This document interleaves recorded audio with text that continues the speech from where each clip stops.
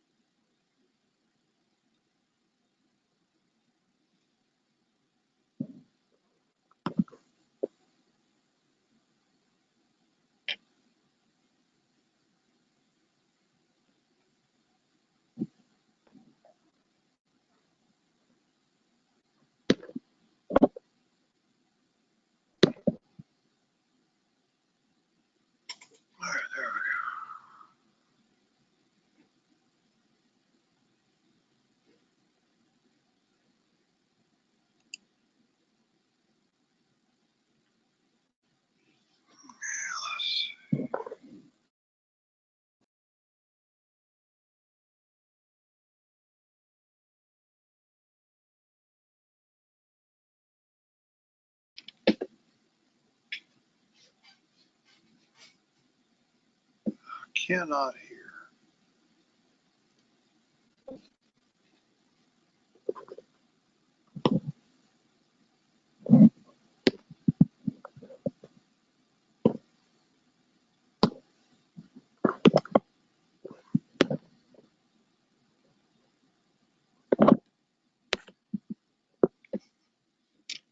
Ronnie, can you hear me?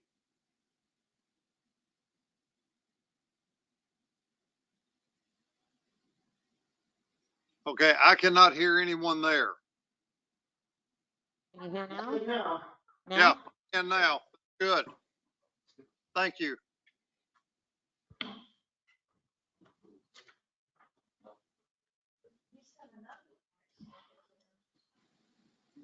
I think that was just maybe computer. No, that logged out. I think it's because we lost it.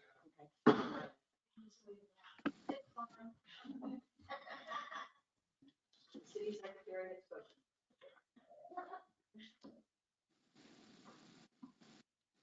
At 3:05 p.m., I call the special meeting and workshop of the governing body of the City of Blanco on June 22nd, 2021 to order. Lori, can you establish a quorum for us? Mayor McPhee, Present. Mayor Pro Tem Salcedo, Here. Councilmember McClellan, Here. Councilmember Smith, Present. Councilmember Barron, Present. Councilmember Tomato. Present. Great. Please stand for the pledge.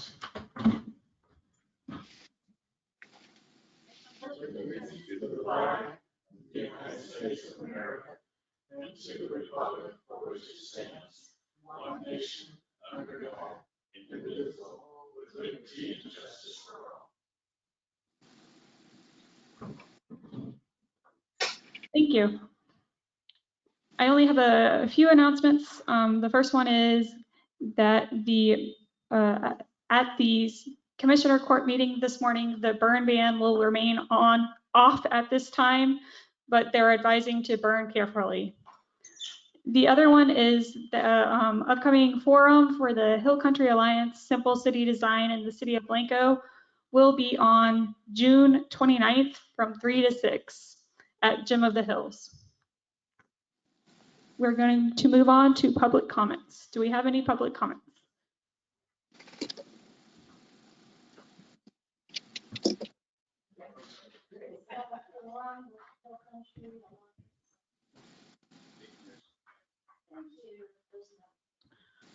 Okay, there are no public comments. We're going to move on to new business, which is discussion and possible action on general and supplemental conditions for the TWDB project number 62748 for the City of Blanco, Texas. Commissioner Smith, do you have more on this for us? Okay. Yes, ma'am. Can you hear me? Yes. Yes. Good. Okay. I guess basically we on the TWDCB project, this is where we had submitted for a grant, if I'm not mistaken, to do some sealing and improvements to our two of our existing lift stations, one of them being the primary station that transfers the vast majority of the domestic waste to our wastewater treatment plant. The total price tag on this was roughly $300,000. And I felt like this is just a Band-Aid. I think Ronnie may have some input on this as well, but it's just a Band-Aid to correct a problem that we already have.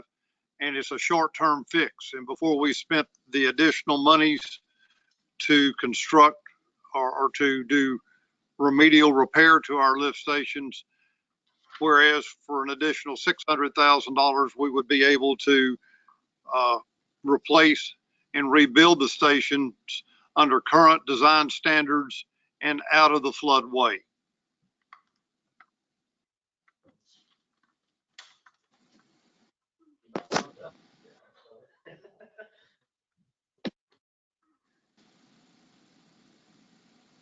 So I'm confused. Are we trying to decide on the amount to submit for a grant or a loan and modify that? Is that the issue?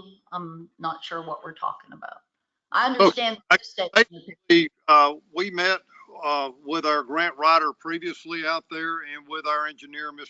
Bradley, to discuss this. It was the consensus, I believe, at that meeting that we would attempt to find additional funds within the time period that is required. I think we're about 18 months from needing to start the project. And hopefully we would be able to find additional funds equal to the amount of the total project estimate, which was provided by Bradley in a prior email. And so it would be an additional $500,000 to $600,000.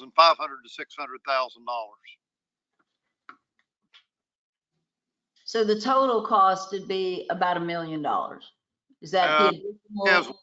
but that's less than that, and one that's at, I believe, at 900,000, and he used the higher estimate. Okay. And what happened to our Rescue Act funds? Were we supposed to be getting those? And because originally you thought about using those funds to do the lift station repair or fix that a little bit. So where are the other funding? So if we do a grant application, or we applied to TWDB for a grant or to fix that, how much are we eligible for from them? And do we have some other funds from the Rescue Act coming, or do we know about those? I have no knowledge on the Rescue Act. If we discussed it, I apologize. I don't have a recollection on the availability of those funds, Ms. Kunstler. Okay. Do you maybe know?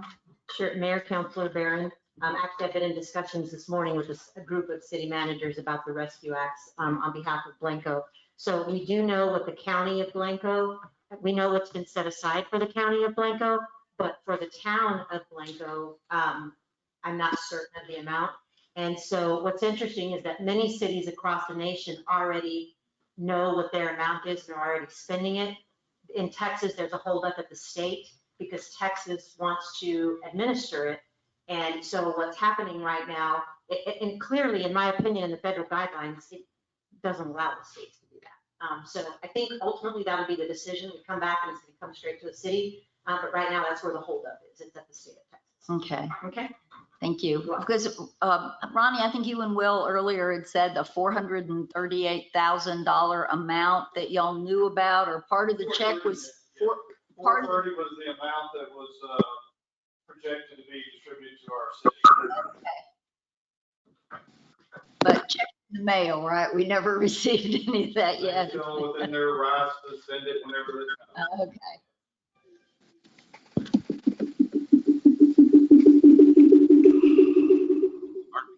Council Mayor, I would also like to add that I would want to check and make certain that this was an appropriate expenditure for the American Rescue Act. One thing that I think is certainly infrastructure is absolutely approved, including your roads, which I know you've been trying to find a funding source for. And the other thing that could be approved is the expansion and improvement of your internet and your connectivity here at City Hall and at this building as well. So I know that those are two things that you need and that this council is really wanting, but I from all of you, that seems a common denominator that I'm hearing is roads. So I know that would be an allowable expense.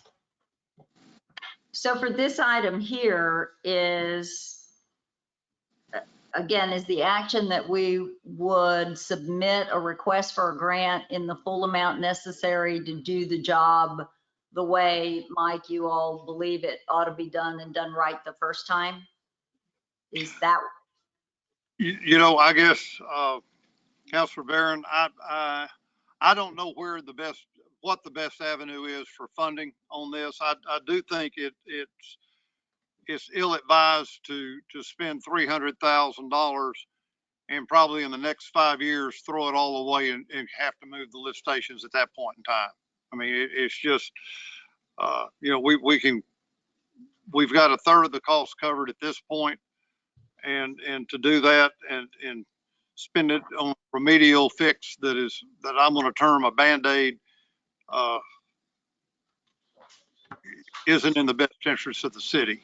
So, I'm not versed enough or can't say how I'm wishing to fund this, but I want to go forward with trying to procure funds for this and would not want to limit it only to the grant applications, but be able to find other resources as well.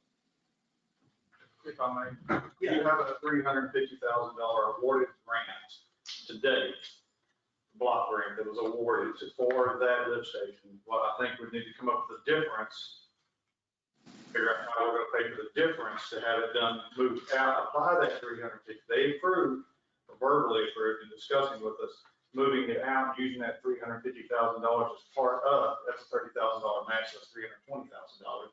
But we can use that part of it, so if it's 900,000 total, you need to come up with 580,000. Okay, good. So that's what I was confused about. We already have an approval for the 300 and something. So that's done. So it's just an issue of whether we're moving ahead with construction as that grant applied or waiting and trying to find the money to do it right the first time. That's correct. And we have approximately 18 months to start the project from this point. Okay. The item that we referenced on here is talking about the general and supplemental conditions for a water plant, and we're not talking about that, we're talking about the lift station, which is something totally different. So we're already talking about the item that we posted. So that's a problem. Yeah. We're not talking about. Councilman Smith, we're on the wrong item. We don't even have. We're on the wrong topic. Speaking about is the water treatment plant.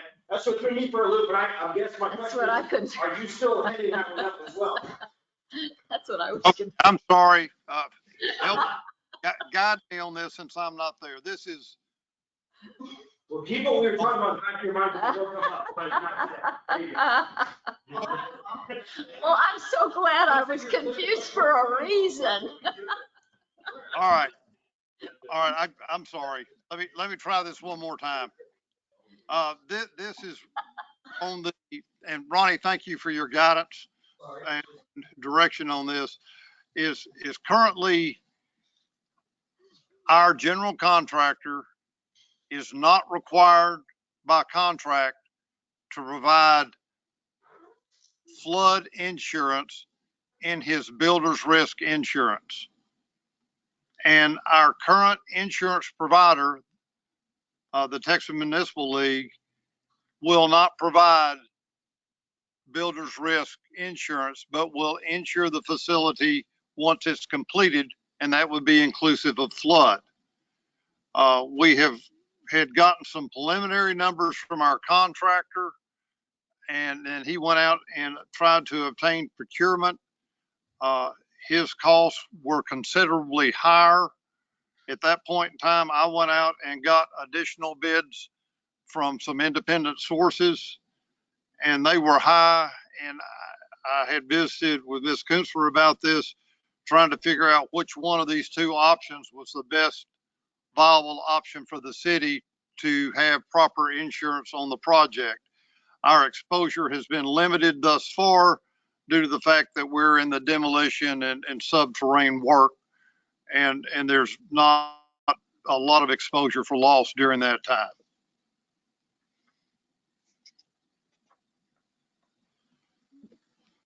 Now, are we looking for coverage that will cover it during the construction period as well as afterwards? Or is it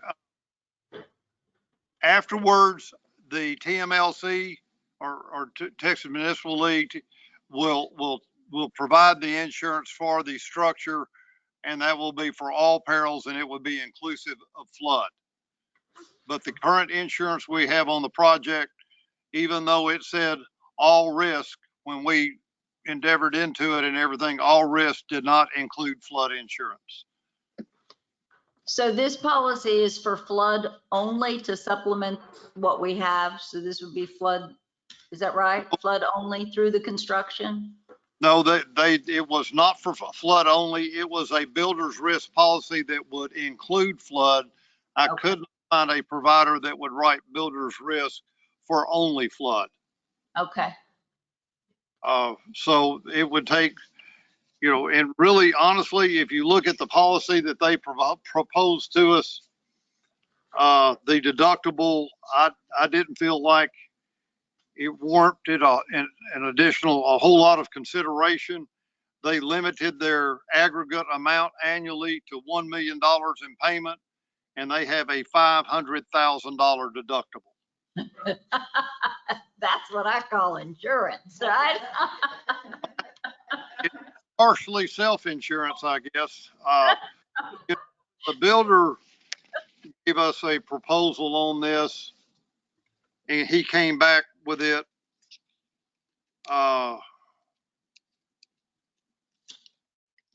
And Kelly, I mean, Ms. Skinner, I may need your input on this. It's a similar type policy with a $500,000 deductible, but if he is providing the builder's risk, the contractor would be responsible for the deductible. Is that correct?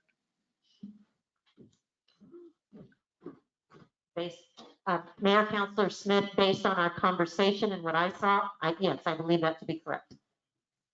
I'm sorry, I didn't understand what you said, ma'am. Mayor Councilor Smith, based on our conversation and then the accompanying documentation, I believe that to be correct. All right, then I think it would be beneficial for us to go and look at paying the premium that was initiated by our contractor. The basic premium for the CHUP policy that we looked at was 20.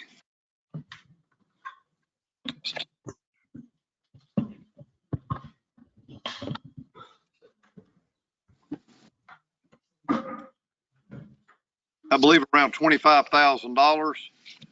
The policy tendered by our contractor, if we wanted $1 million in coverage for flood, the premium was $79,743. Or if we wanted $2.5 million, it was $106,408. And we would still have $500,000 deductible. Well, it would be, you're looking at either $80,000 or $106,000 if we buy it through our general contractor, which is going to be double or triple the amount that we would pay if we bought it for ourselves. But if there's a claim, you're reducing a $500,000 exposure, and the contractor's absorbing that exposure when they write the policy.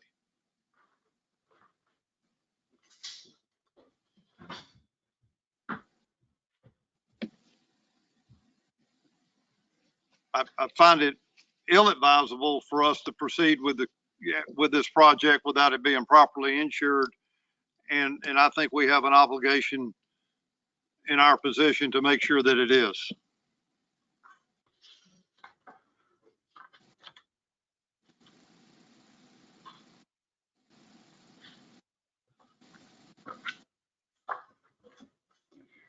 Is there any further discussion?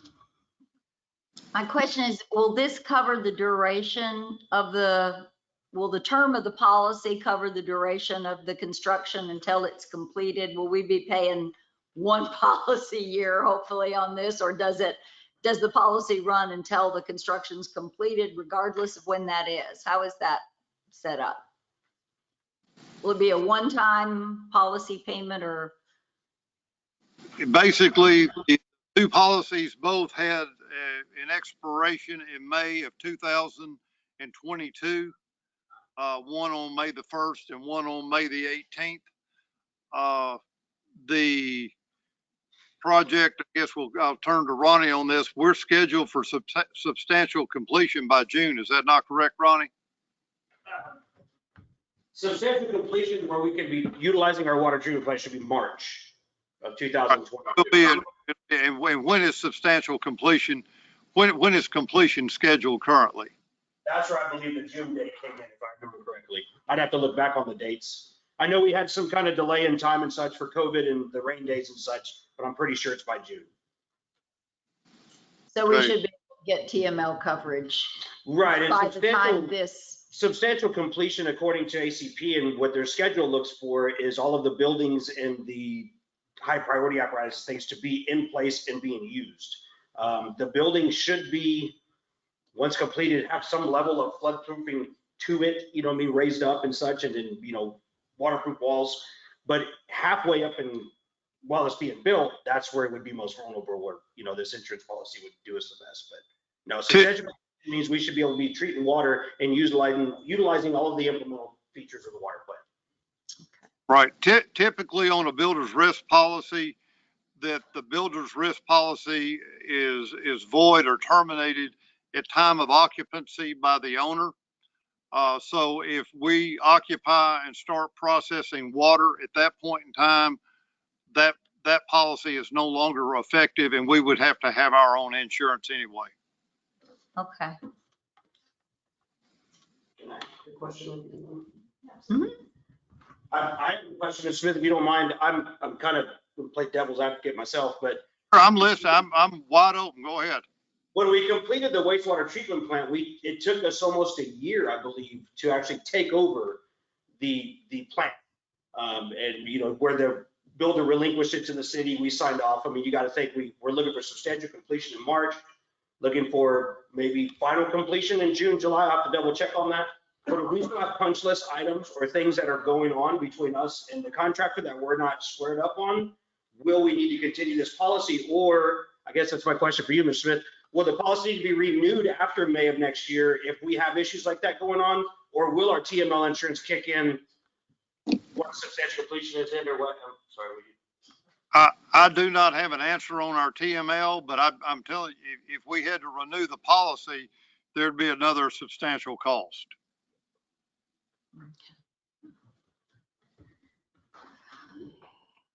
All right. So you're saying while we're doing the punch list, will we have to continue? Right, that was the question. But You know, I think really to make a reasonable decision on what we're doing, I think we need to go back to the TML and find out at what point they would take over the insurance, so we could ascertain whether this is a one-time expense for the total duration of the project, or it's not. I'm not sure. It was a curiosity question for me for budgeting and thinking down the line, but it doesn't sound like we have a big choice. I mean, if it has to be insured through the construction phase, it has to be insured through the construction phase. And hopefully that'll finish on time and TML will pick it up, but we'll just send Ronnie out there with whips and guns and threats and make sure they get finished on time, and then Well, and I guess basically the policy that they tendered to us was dated 5/18/21, you know, and if we approve this and implement it, then we're already a month past that. So that would extend the policy period for that amount of time as well. I would assume. Ted? Just a thought, Mayor, Council, it also could make it cheaper for a reduced amount of time. Mhm. Sounds like it's one of those, it's like insurance, you know, insurance is legalized gambling. What are you gonna do? It's on a river. Yeah, but we got to look at whose money we're gambling with. You know, Well, and that's any insurance policy. So No. we're gambling with it, that's for sure. I- Will it flood or will it not? well, let's look at and get some input from Ronnie with this. If we had a per occurrence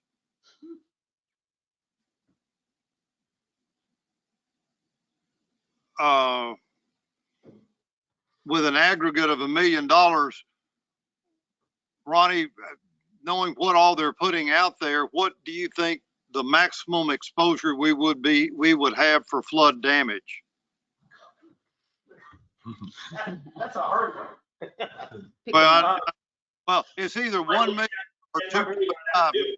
Pick a number. Yeah. I mean, it's almost a $6 million project for us to insure for, the price that we're doing. I mean, I'm with you. It's like it's insurance and I don't think we have a choice, but of course, that's not what, passes things here in the town. I don't really know. I think at different aspects, at different points of the project, we're gonna have more vulnerability. I mean, until the walls are put up and, once they do get the surrounding walls put in and they start implementing the blower systems down below, I mean, those things are $120,000 a piece. There's 2 of them. So at different points of the project, you're gonna have different levels of vulnerability and expenses, of course, but, yeah, that's really hard to say. And then you got to think that would be just speaking of city equipment and not ACP's equipment that might be liable down there as well, working in that aspect or what. They might have their excavator get washed away in the Blanco River, and then are we actually liable for that or what? So I don't know. I still have questions as well, but I'm with you at the same token. Like, I mean, we have to have it insured, but. Mm-hmm. Well, my initial thought after hearing what Ronnie said is that, and I mean, I understand it's expensive and it wasn't an anticipated cost in the project, but it's a deficiency that was discovered and it's in the best interest that we remedy that before we have an issue and wish we had remedied it. So I'm supportive of taking the builder's risk option provided by the general contractor with the understanding that their exposure is the $500,000 deductible, and that and the consideration of $106,498.88.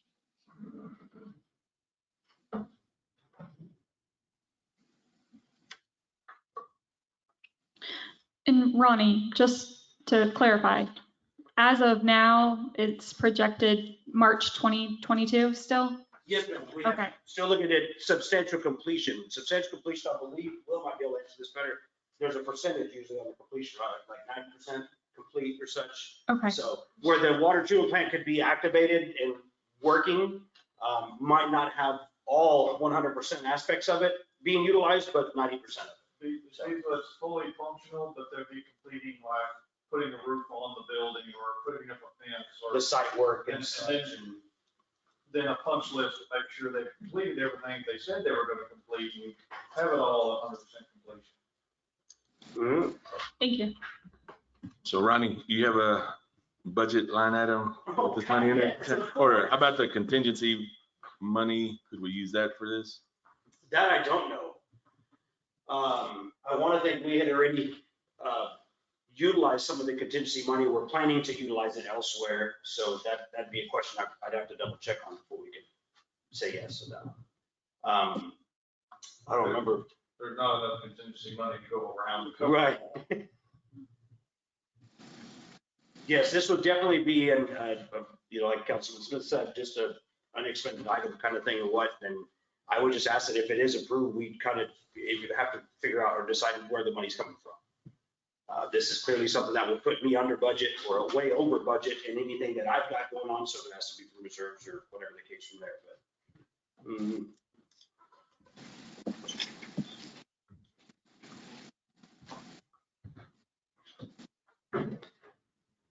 Is there any further discussion? Do I have a motion? Madam Mayor, I'll make a motion that and it's going to be a contingent motion. It's contingent on us doing a finding with TML on this, that I make a motion that we approve the proposed costs submitted by our contractor of $106,498.88 to provide builder's risk in the amount of $2,500,000 for the water treatment plant during construction. And this would be contingent on us verifying that the TML at 90 or 95% complete when we have the water plant into production would take over the insurance on the project. That would be inclusive of flood. Okay, Councilmember Smith has made a motion to approve the proposed cost from the general contractor for the builder's risk for the water treatment plant in conjunction with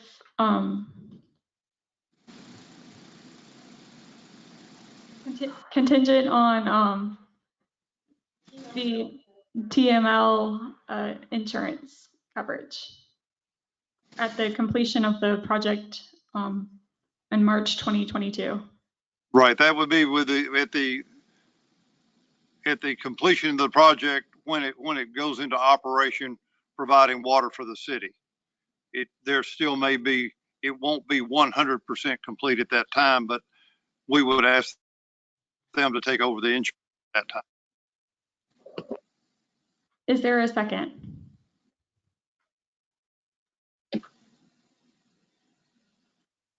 I'll second. Councilmember Salceda has seconded. Any further discussion? All in favor? Aye. It carries unanimously. Next, we are going to move on to our workshop, and we are briefing and discussing regarding evaluation of staff and city structure. Ms. Kinsler, the floor is yours.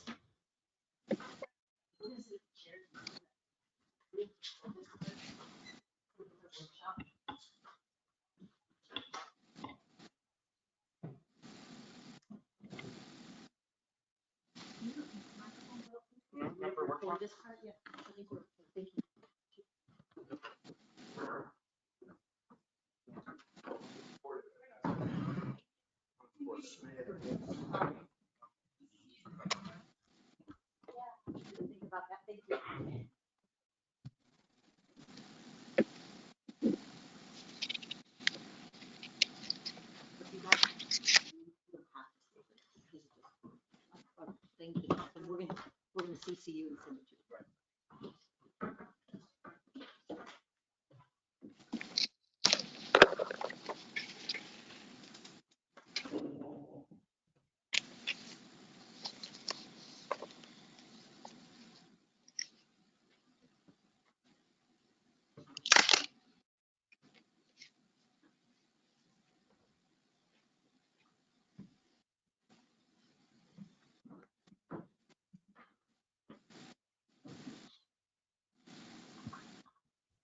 Madam Mayor, just tell me when you're ready.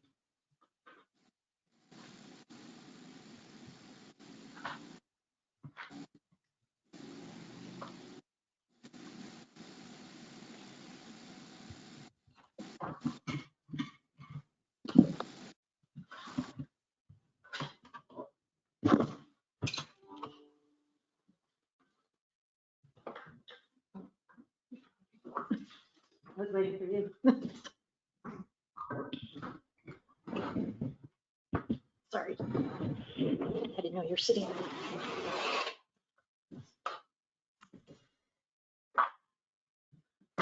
Assuming y'all are going to be reviewing all this, we don't need to read it right now. No. So I would go right ahead.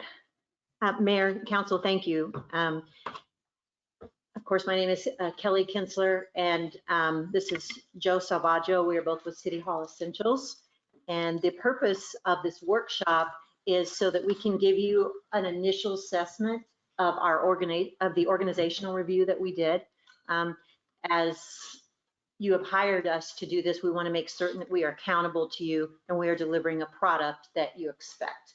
And so that is primarily the purpose of being here today. And we're just going to kind of take it back and forth. There's been several departments that we've both been a part of, and then there's some that we've done on our own.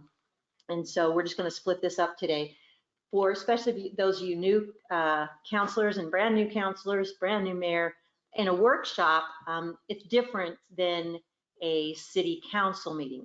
The only time you can go into executive session in a workshop is if we need to seek legal advice. There should be no reason to seek legal advice. You can't take any action today because it's just a workshop. So anyway, thus the city attorney is not here. So we won't be going into executive session. And really what we're going to do is just an overview of each of the departments and let you know initially what we've found and what our recommendations are to date. It does not mean that they may not change. In fact, some of these things that we have on here, we're already implementing. The staff is implementing them. So we're already working towards, substantial completion of a lot of this stuff. So I want to just make it very clear that this organizational review is not a final report. It is just our way of being accountable and reporting to the council, and that's it. So as you know, I think we've been at this 2 weeks. And then me plus two council meetings. And we gave you deliverables on our proposal. And so we are going to start meeting some of these deliverables right now. So June 8th, which I think it was the day maybe after the council meeting. June 8th, we had our first staff meeting. And I think it went really well, but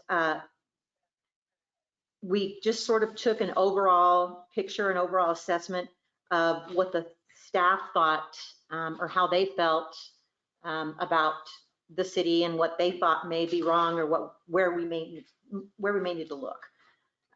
So one concern that was raised by Councilman Salceda was the market study.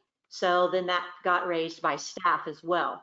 And so I just want to say one more time, and I want to make it really clear, a market study is not comparing you to Austin or Dallas or San Antonio. It's comparing you to like-sized cities with like-sized positions, just to make sure that you are paying market price for your employees. And the reason that is so important is so you don't have such turnover. We want to make certain you just lost somebody to Terrell Hills or Castle Hills or somewhere, and they're doing a great job there. And so if we can keep them, then that's what we want to do. And that's one way that we can determine you're not going to lose somebody to Johnson City or around just so they can drive for $5 more an hour or whatever. So that still needs to be done. The personnel manual is out of date. However, the first personnel manual from the day after you approve the contract, or maybe even before, the first personnel manual that was given to me by Will was not the correct personnel manual. So I have one personnel manual with a whole bunch of writing on it. But then I found out from Laurie, the city secretary, a day or two later that there's actually been 2 or maybe 3, but I think for sure 2 revisions since that one.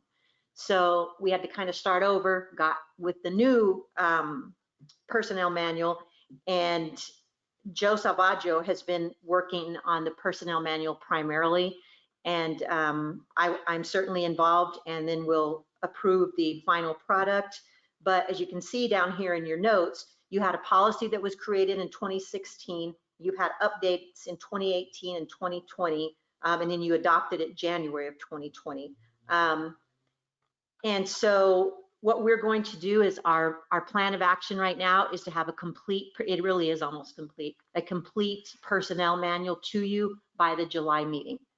For your consideration and approval. Right now you have 23 FTEs, full-time equivalents. You have 11 at the police department, 7 at public works, and 5 admin positions.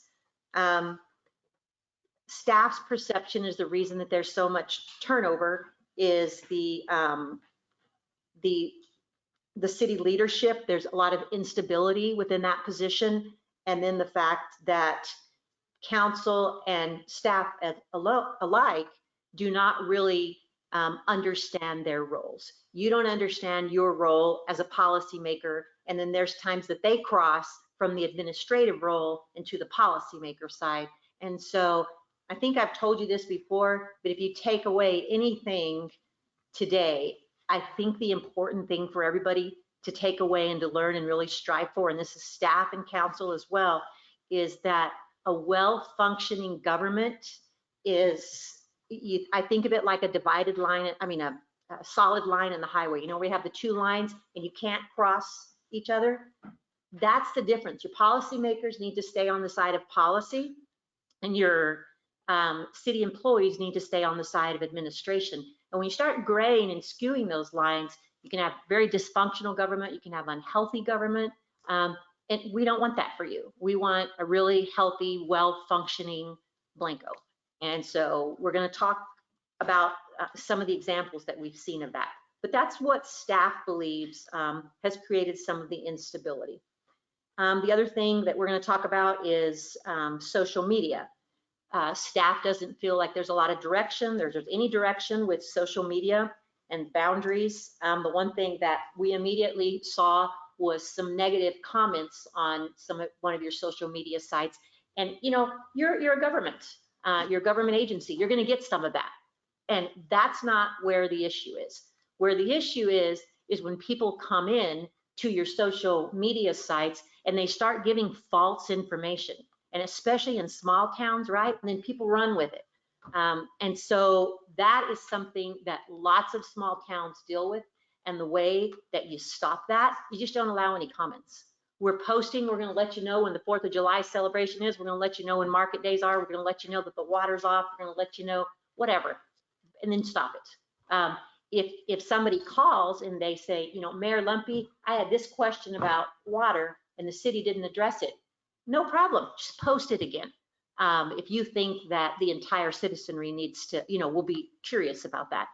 But I think our recommendation is going to be that you stop the comments. So you stop the gossip, you stop the mistruths. When the city has something on social media, it's an official city statement. And obviously citizens are always welcome to call in, ask questions, come to meetings, participate. I've not seen this council not willing to include citizens at all.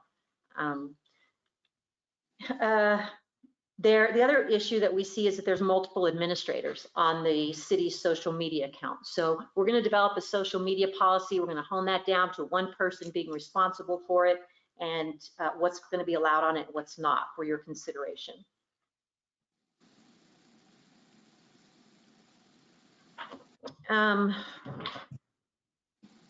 The other thing that it appears staff has been caught off guard with items that were placed on the agenda that really involve their department.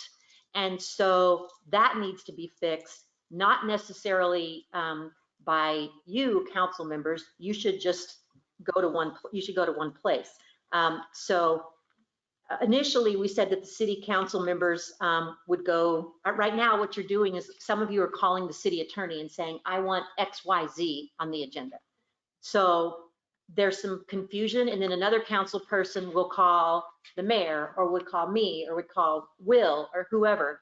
And so what we're going to recommend there is that all correspondence to the staff or the city attorney goes through your city administrator. So you have one place where everything is being funneled. The city administrator then is responsible for getting the answer and providing it back to all of you. And that is a well-functioning government. So the other thing that every single staff person pointed to was your budget. And that was the most frustrating issue. And I actually, at the end of this report, talk more about the finance suggestion. But I do want to let you know, and we are looking into it, I am not making any accusations, but it definitely got thrown out there by several staff members that they feel there's possible theft of government funds. If we are able to substantiate that in any way, shape, or form, we will be asking the Texas Department of Public Safety come in and do name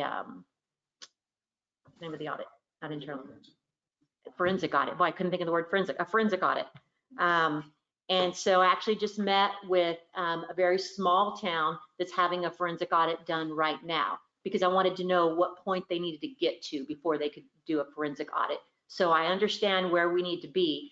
The importance of this is that if we ask for a forensic audit right now, I'd love to. I would love to have a forensic audit at Blanco, but it's going to cost you. It's going to cost you like 4 or 5 times what your regular audit costs you. So you're looking at $100,000 for a forensic audit. So if we happen to find a trail where we think that a forensic auditor needs to look and we end up with enough evidence, then we will just call the Texas Department of Public Safety on our own. So staff's complaints did not fall on deaf ears, but nobody is willing to say why they believe there has been theft of city money. So we're going to continue to work on that. Maybe there wasn't, but it was absolutely a common denominator of concerns amongst your staff. The other things that your staff didn't like, and I actually don't like at all either, is you have recurring findings on your budget audit that still haven't been corrected. So what you're seeing your auditor do is cut and paste. I had the audits all over my kitchen table this weekend, and you're just seeing cut and pastes. And so you need to have a plan of action, and then you need to implement it. You're not paying your auditor just to cut and paste every year and give you the same results. So we need to have a plan of action for that. Some other frustrations were the QuickBooks that we're using. You went from Excel to QuickBooks, and right now we can't even figure out how to make QuickBooks do adjusting journal entries. And so the auditor is trying to work on that for us right now. I certainly don't know how. Your contracted finance person doesn't know how. We're not even sure it has the capabilities. But what I would like to see you transition to is away from Excel and QuickBooks into some version of a municipal government type of software. And there are several out there, but we could look for you if you are amenable to that, the least expensive piece of software that we could find that would accommodate such a small budget in such a small city. The other thing that we found out, and what I'm throwing out there right now is not from one person. If it was from one person, it's in other places. This is stuff that we heard more than once. These directors don't have any idea really what's in their budget. They're confused. Your public works director is a great example. He was told he has X amount to spend last year. He spent it, and then next thing he's gone over. He has no idea why. So you hear some of that frustration amongst staff, like we don't really know what we have. We don't really know how much we can spend. The other thing that staff points out that's very easy to find is that there are oftentimes general fund expenses are paid by the enterprise fund and then vice versa. That we can't produce documents showing the status of the 2020 or the 2021 budget. I know that that's frustrating for you. It is frustrating for us. I did get word from the auditor that, last week that they plan on having the audit in front of this council at your July meeting, and the material weaknesses and findings will be included in that as well as the numbers that you need to carry forward into next budget year. So that'll help with that one a little bit. Confident with the audit? No. No. In fact, that's another thing I'm going to suggest, I believe later on, is the fact that best practice is that you have a new auditor every 5 years. And I believe you've had this one for 13 or 16, I can't remember. Yeah, and so you need to change auditors next year. We need to completely change auditors. It's better for them and it's better for you. So we had the first staff meeting, as I said, on June the 7th. Right now in your 2020 audit, it looks like there's more than 17 pages of corrections that are going to need to be done, and about $1.1 million in adjusted budget entries. Considering the amount of your budget, that is huge. Like I've seen budgets 3 and 4 times yours where there's 30,000, 80,000, 20,000. I've not seen anything like this before. That's big. Can you tell me what you mean by budget entries? Mm-hmm. Like, are they? For example, they put them into a general fund. They basically put them into a generic code. And so normally you would break out police in police's area and fire, blah, blah, blah. Well, it's not broken out. Yeah. And so basically you can't tell who's spending what and what's been spent by who. And that's the problem that the auditors have, and that's the problem that we're having, trying to figure it out. Now, was that done maliciously, or was that done just because that's how QuickBooks does it and nobody else in government does that? Because we've never seen it, and the auditors haven't seen it. And that's been something they've talked about now for many years on your findings. It's basically saying you need to correct this so that you can tell who's overspending, who's spending enough and not spending and whatever. So these are expenditures. Expenditures and not on Expenditures. We need to figure out where they're supposed to go. And this could be where They're supposed that, to land. and I'm Go sorry, ahead. this could be where that enterprise fund paid for something that should be general fund paid for something enterprise fund, you can't tell because of where it's all lumped together in one file, and they can't figure that out. And before I go and interrupt you again, that had, and I typed these out so she don't know what I'm typing out, obviously. I apologize. Had first staff meeting on FY22 budget on 6/7. That was actually your staff had that the day before we came in on 6/8. And so they really have not made any progress towards creating your budget, but they did have the first staff meeting. That's what that one means. I apologize one more. Thank you, because I didn't You didn't know that. No, you're right.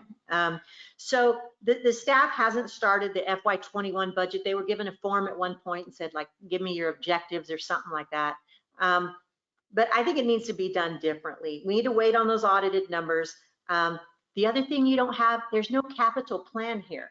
So one thing that we heard from the Public Works Department is there's a machine there that'll fix potholes, and it's brand new. And so, well, why aren't we using that machine? Well, because City Council hasn't approved a dump truck.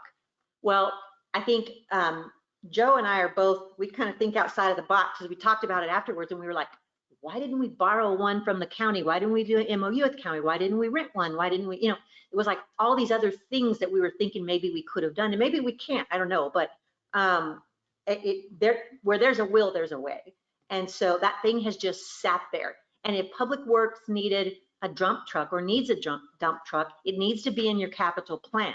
And you need at least a 10-year plan. I like 20-year plans too, but I think right now we can start with a 10-year plan of what each of your department needs so that you have the foresight to think ahead.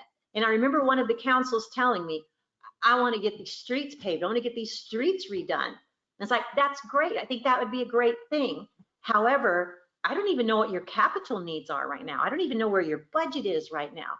So until we figure all that out, it's going to be hard for me to turn it over to you as policymakers and make really good decisions on behalf of your constituents. So yeah, we're going to get there. I just, I know it's frustrating to not be able to get the numbers right now. Trust me, I asked for a couple of vendor files. One of them, you've had a vendor here for 15 months. It's your city attorney. You should have 15 invoices in there. You had 3. So we have a young high school girl in there, and I know the stats that she's doing. I know what she's doing, but she's filing really the simple things right now to try to catch up a little bit in the finance department. But I can't, there's many recommendations that I think I want to give, but I can't until the files are complete because I don't want to ill-advise you. So you don't have a capital plan. And when you have a capital plan, you also should have some type of rotation schedule. Your police department has been leasing vehicles, and I know that the chief wants to move away from that. But when you get them all brand new vehicles, they all, kind of go bad at the same time. So you want to do a rotation list or rotation schedule for the big items or your vehicles, which we don't have. I'm going to interrupt for just a second, but I just wanted to say the thing about the capital improvement plan that is so important is it's not only tied to our budgeting prioritization, but it's tied to all of our funding, the ability to apply for grants, the ability to figure out what we're going to need to get loans on. If we don't know what we need, what we're going to spend, and what our priorities are, we can't go after funds either. So it really affects our income as well as our expenses.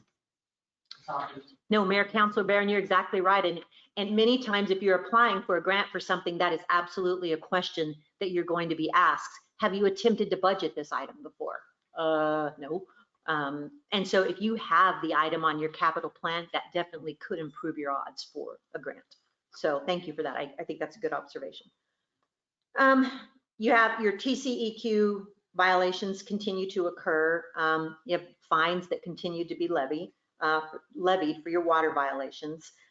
We actually now have some more contacts with TCEQ to try to dissect these violations a little bit further.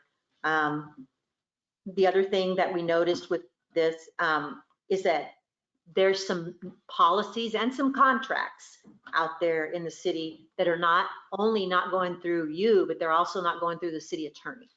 And so all policies should be reviewed by the city attorney and should be approved by this body. Unless it's an inter-office policy, such as, I don't know, municipal clerk, and you have to lock the door at 5 o'clock or whatever, I don't know. Just, something that's just kind of within them. Otherwise, you all need to approve the policies. You are policymakers. That's what you do. So the other thing that we found out is that there are certain employees that are getting additional income outside and apart what their approved salary rate is. So let's just say that you as the council approve a secretary for $35,000 or $40,000, and in December we decide to give her $5,000 extra dollars or whatever. You can't do that because your policymakers didn't approve that. It's not going back to your policymakers. Once you set the budget, unless you do a budget adjustment, you need to stay within your budget.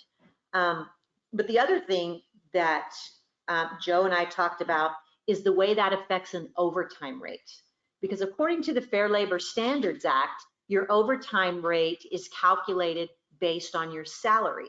So let's just say we do that with a police officer. And your police officer happens to get, I'm going to call it a bonus. There's a whole bunch of words it could be, a bonus, extra money at the end of the year.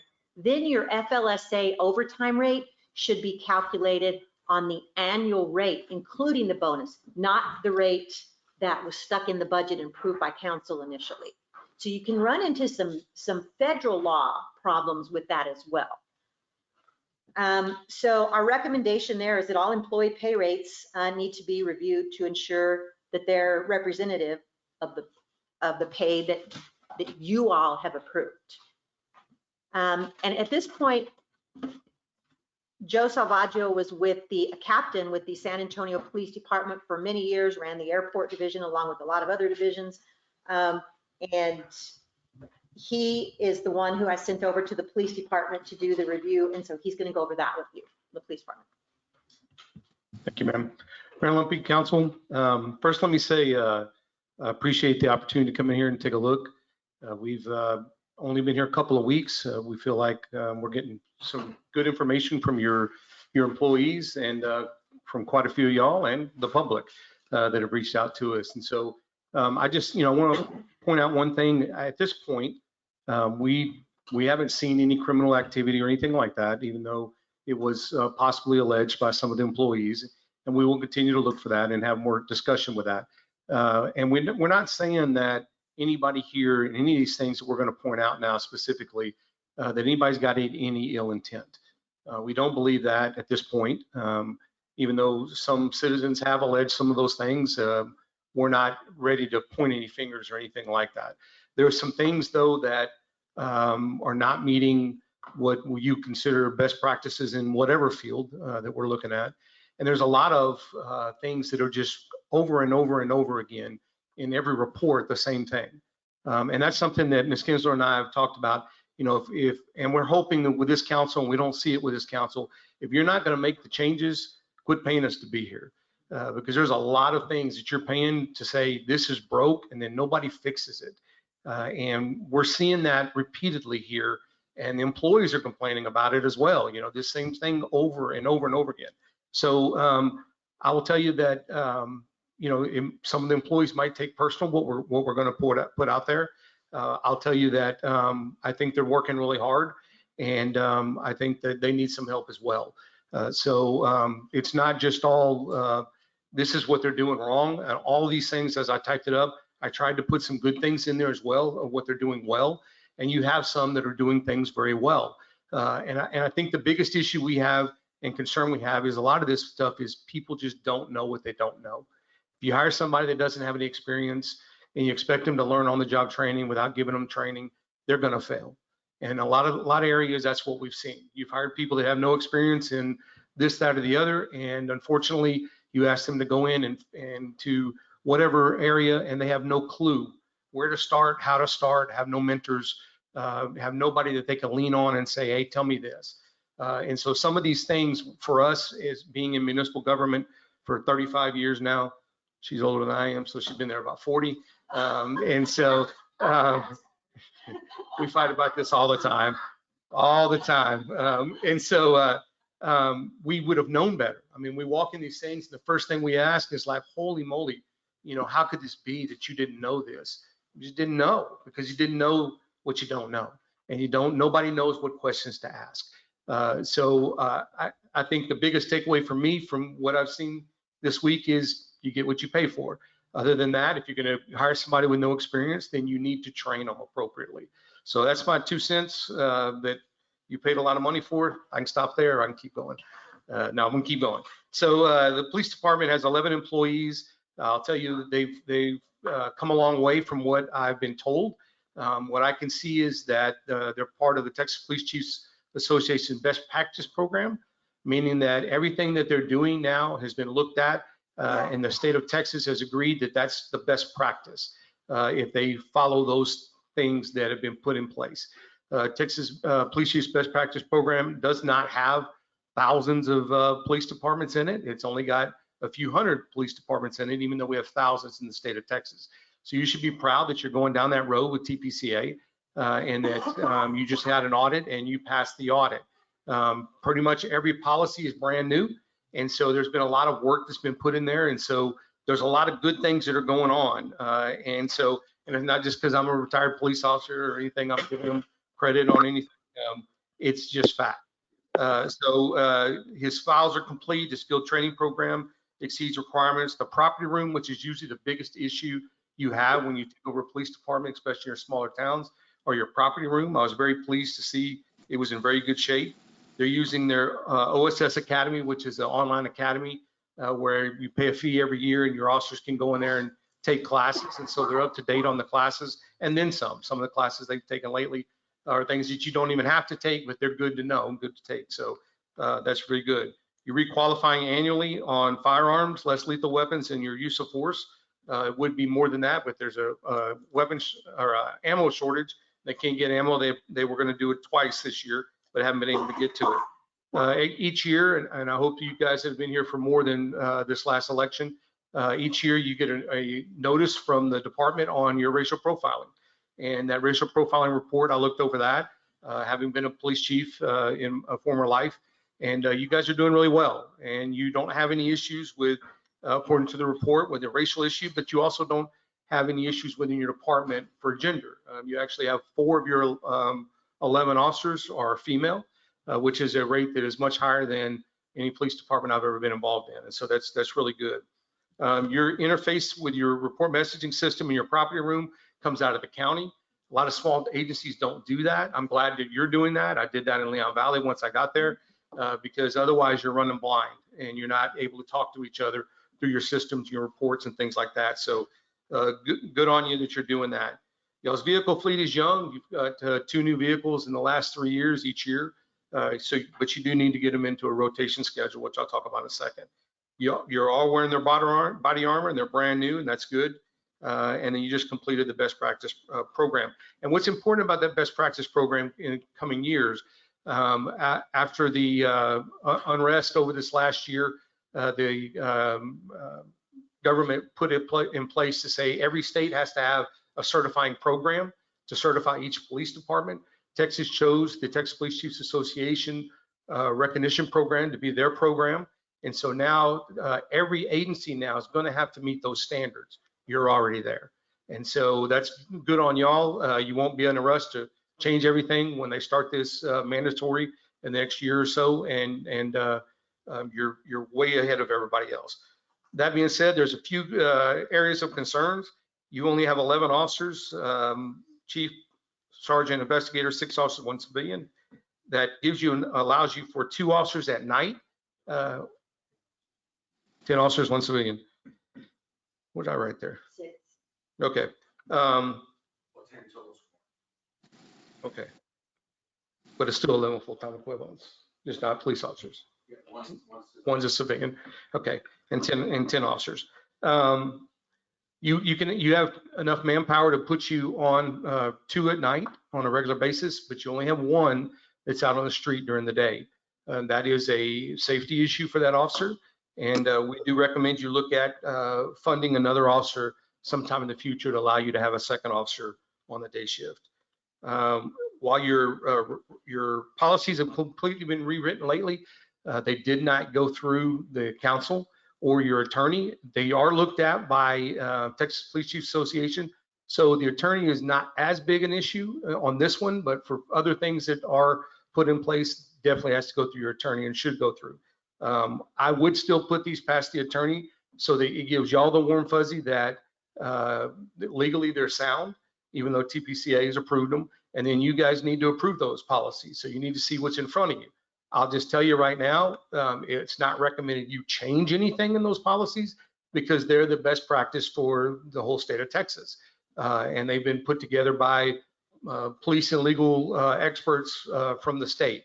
So if you go and changing and making a lot of these changes, then all of a sudden it's no longer the best practice. It's your policy and not what they recommend. And now you're no longer going to be certified. That policy might not be certified as the best practice policy. So just be careful what you approve of, but it definitely needs to come in front of y'all. And I've made that recommendation to chief, and I'm sure that's going to happen soon. Let's see, utilizing firearms instructors in-house, and you're doing those things, good things. Not all cities report that to Texas Commission on Law Enforcement. It's recommended you do because the way we get our certifications to go from a basic to an intermediate to advanced to a master's is the amount of training you have. So I just made a recommendation to them, even though it's not required, that we do add that to their training from here on out so that the officers get credit for it and it helps them in their certifications each year. No concerns on racial profiling. And the only concern I had on the report, and the chief and I talked about it, was an unusually large number of verbal warnings that were given. Years ago, when I was with San Antonio, we went away from verbal warnings because our racial profiling reports still have to be done. You have to document why you stop somebody if you give a verbal warning. How do you do that? They found a way in the system to do it, but it's really not recommended. So what I recommended to the chief, and he'd already put it in place before I even had any recommendations to him about it, is that you go ahead and write the written warnings. Warnings are great. I tell my officers that. Used to tell my officers that all the time. You get a lot more, flies with honey kind of thing, but you need to write it so it's documented and nobody can say you did anything wrong. Not using this command system. Most agencies have gone to this. It went to federal law in 2003 that everybody was supposed to go to the NIMS system, National Incident Management System. And it's a system that helps you when and the mayor is part of your incident management team. She might not know that. And I don't think the city knows much about the incident management program. It's not just the police department and fire department. It's something that you need to put your policies in place and train on it and everything else. So you need to look at going to that. There's free training for elected officials, for your police officers. Your public works needs to go to it.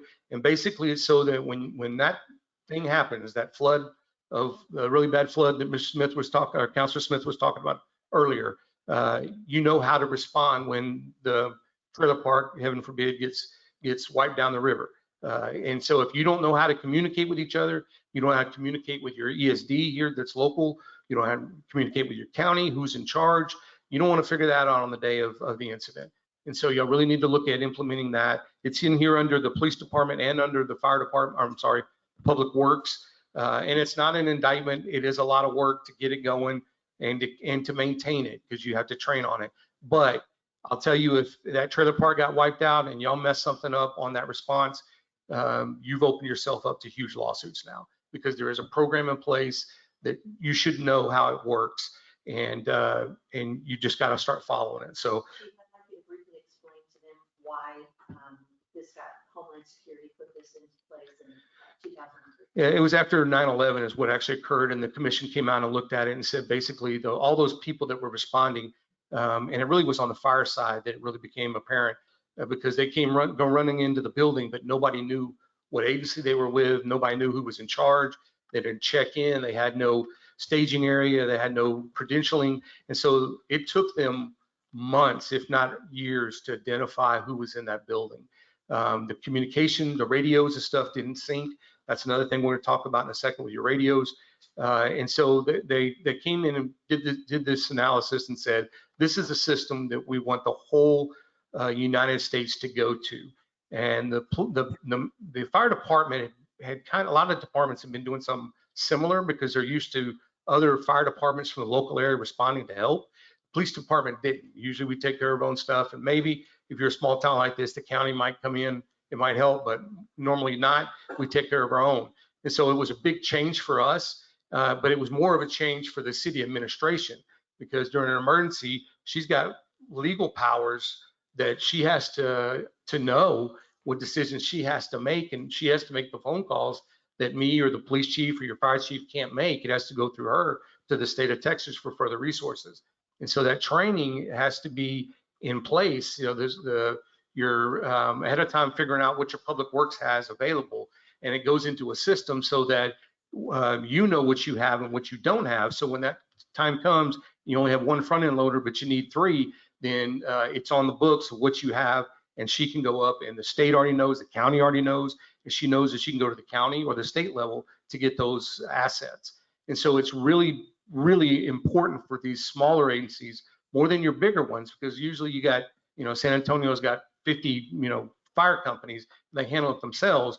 But Leon Valley, just like y'all, has 1 of 8 people. And when it goes bad, you want to know where your other resources are coming from. And some of this stuff come out in memorandums of understandings, and so that everybody's on the same page. When it goes bad, we know what's going to happen. So is the city ultimately responsible? And the reason being, I've been trying for a year to get a CERT program here, and it was like, who's in charge of the CERT program? Maybe it's the county, maybe it's the sheriff, maybe it's EMS, maybe it's the ESD, maybe it's but we're the same thing, and we experienced that with Memorial Day flood when we didn't know where the evacuation center was, citizens didn't know where to go, and so I think we know what happens when we have a natural disaster and we don't know what to do.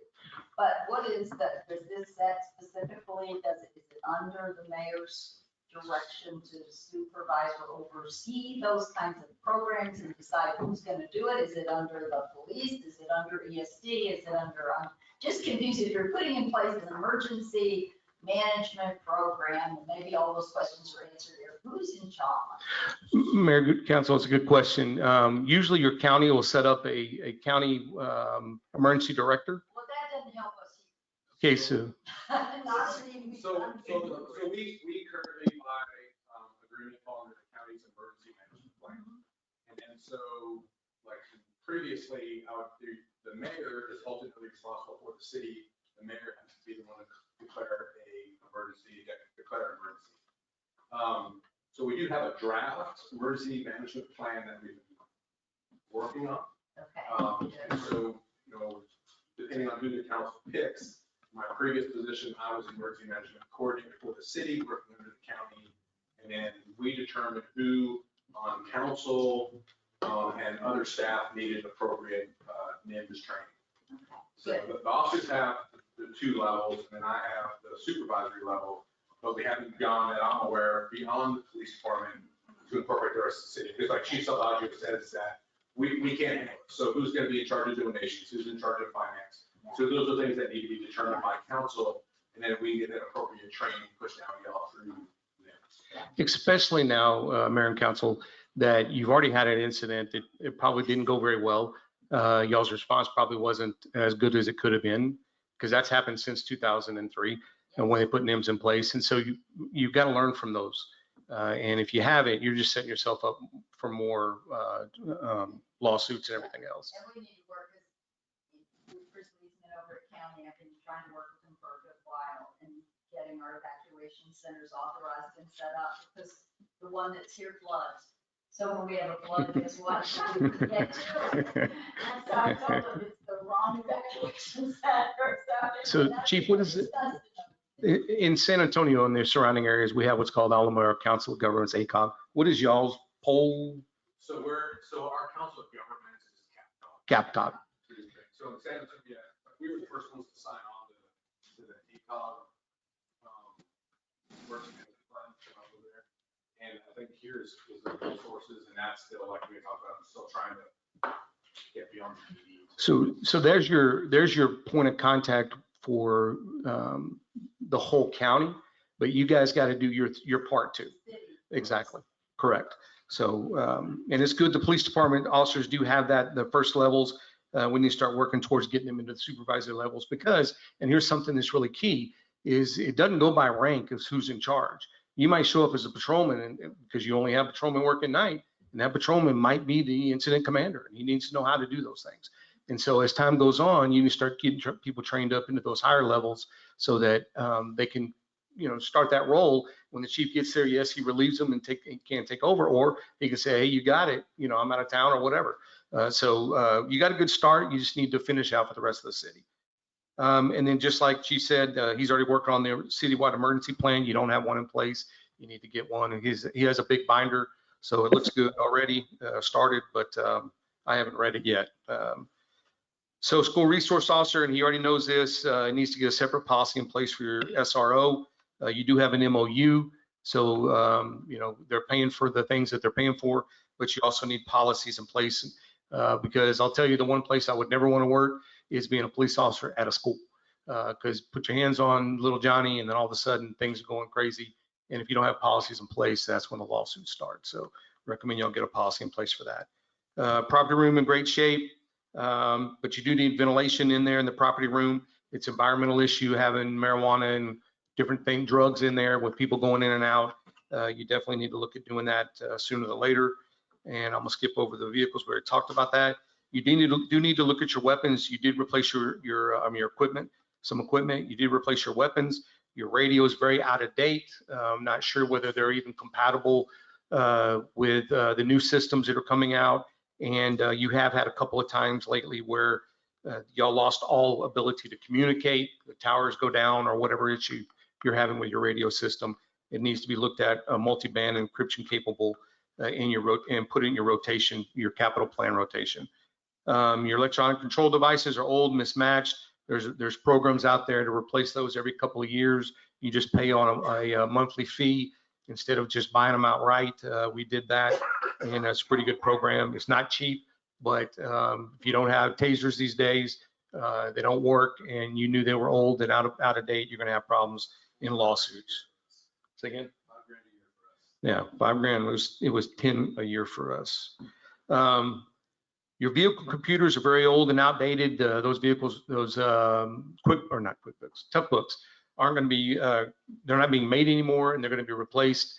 The tough books that most of your agencies utilize. So you need to look at getting computers and then get them in your rotation plan every 5 years. That's about how long they last, probably less with policemen. We can break a bowling ball. Body cameras in cars, you are using them. That's good. A lot of agencies still haven't got them. They are imperative today. A lot of courts won't even look at your case unless you have video to back it up. I don't agree with it, but that's the facts of today. He does plan on putting in the budget for fiscal year 22 for Axon and a good replacement plan. Your computer equipment, I think I can sum it up when Ms. Kinzer goes into it. Your computer equipment is held together by Band-Aids and shoestrings, and they're pretty old. And you really don't have a good process in place for your computer system. The PDs have to be kept a little separate from everybody else because the CJIS, Criminal Justice Information System, that we'll talk about in a minute, and it needs to be, it's very important that we keep it secure. You have it in a closet where your heater and air conditioner are, and where your water heater is. And so if either one of those three things decide to flood, you've lost all your computer systems. So you definitely need to look at fixing those. Shoulder weapons are old. You do have a good program. You probably want to look at updating those over the next few budget cycles. And then your individual officer equipment, y'all give $200 a month to the a year, I'm sorry. I was thinking I was $200 a year. And I'll show you the difference. I know we're not San Antonio, and I don't want you to be, but San Antonio gives their officers $1,400 a year because one uniform is going to cost you at $200 or more. And so you're giving them, you're buying all their initial equipment. That's good. That's what you should do. And then $200 a year is going to give them one uniform. I can tell you, I was very hard on uniforms, getting out there, running and gunning, and you could do 2 or 3 uniforms lost in a year. So just might look at updating that to additional $200 so they could replace 2 uniforms per year. Armories in the property room, it's not a good place for it in case of an emergency. Nobody can get in. You need to look at putting your armory some other place that's secured, that only certain people still have access to. Not everybody has access, supervisors and maybe your armorer. But you definitely need to get it out of the property room. Code enforcement, which is inevitably in every agency I've been involved in, your number one complaint. You would think it's major crimes, but it's not. It's how many dogs somebody has, or their fence is too short, too high, blah, blah, blah. You really have had nobody looking at code enforcement, not the stuff that Will's been doing, which has mainly just been your community development type stuff. This kind of stuff is really not happening, and it hasn't been happening for years. You need to rectify that, look at moving it back under the police department and having a kind of a team effort, but you need to fund it, giving him more responsibilities when he's got one officer during the day, when most of your follow-up on codes is going to happen, is not a good, it's a recipe for disaster or recipe for what you got going on now. So it's definitely something you need to look at, adequately staff it, because that and animal control issues are always a big problem. This one actually comes from experience. Both agencies I've been involved in, we've had our own impound lot, and impound lots can actually bring you quite a bit of money. Right now, if they arrest somebody or tow a vehicle, the impound where it goes, they get $95, whatever the fee is in this county, plus a $200 first day impound fee. Well, that $200 could actually be coming to y'all if y'all had your own impound lot. I don't know how many vehicles get towed per year here, but you start looking at that. It's not a new tax. It's not an additional money that that person would spend. In fact, it's actually better for your citizens, because if they tow it here, if it's towed in Blanco, it would stay in Blanco, whereas right now it can go anywhere in the county of Blanco. And so it actually is a better service for your citizens, and it can make you some money. Not sure how much, but I'm sure the chief can eventually, hopefully, run that down. And $200 a day initially by the state's recommendations in the Texas Government Code, and then $20 per day. And about 7% of those vehicles historically don't get picked up. You turn around and sell the vehicle, and that money goes right back into general fund. So it's just a thought. We can help you, provide you with some recommended ordinances, and even provide you the PowerPoint that we utilized in our past life on that one. So make it a lot quicker for you. There's also no animal control facility, not only in Blanco, but in Blanco County. So I don't know right now what you're doing with animals. I'm sure it's not something that's abiding by our best practices out there in that world. And I think you start messing with animals, that's the quickest way to get people with pitchforks and come and light up your house. So you want to get something in place on that. Maybe work out with the other agencies local, maybe work out with a veterinarian here local, something within the county. Y'all don't have to do it alone, but you definitely need to look at getting something done. So this one, and actually came about by accident, your poker lounge up here. So those places tried to come into our last city. I let them know in no uncertain terms. I used to work vice for San Antonio when I was a younger kid, and that's gambling. That's illegal. And they say, oh no, we do it this way, it's not illegal. Nah, the house is getting a cut. They're making money off of it. It's illegal. We put an ordinance in place to keep them from coming in Leon Valley, which San Antonio didn't. And they're in litigation now with all these different companies. That poker allowance needs to be looked at. The chief saw it over the same time period that I did, so I know he's on it. But that happens, and it happened to us when I first got to Leon Valley over a massage parlor. And we put ordinances in place to stop that as well. But because it's human trafficking, just to be clear. And so the problem we had was our community development person wasn't sharing those with the rest of the staff. And so as a police department, a police officer, if I saw a poker come through in an application, my first thing was time out. No, we can't do that. This is why. I talked to the guy, explained him the laws, and he decided he wasn't going to come into Leon Valley. The only way you can have that is that you communicate with each other of what's going on. So every application needs to go to the rest of the staff, Public Works, to the police department, and any of those people review them and give any input back to your community development or whatever we're calling the new position, and make sure that it just doesn't pop up on you, because we've stopped quite a few illegal things coming into our town just by them sharing that with us. Okay, any questions on the police department before I go past that one? I tried to go through that one pretty quick. Just one question in terms of sharing with staff numbers and chief, maybe you just from having statistics posted on the city website. And it may be not as detailed as you give us, but I think they're trying to look at trending. We've talked about that, so that's why I generated, so remember I changed the monthly report I presented to y'all in a format that could be posted on the website, when the website was able to handle us posting those things. Just like the annual report I provided y'all, for the last, ever since I had a website, I would post monthly report, annually the annual report. The monthly reports would come off, we start over, and then the annual reports would stay on. So I'm all about it. But that goes back to when you're talking about technology, the ability to do some of the things that we want to do. So. Thank you. What he said.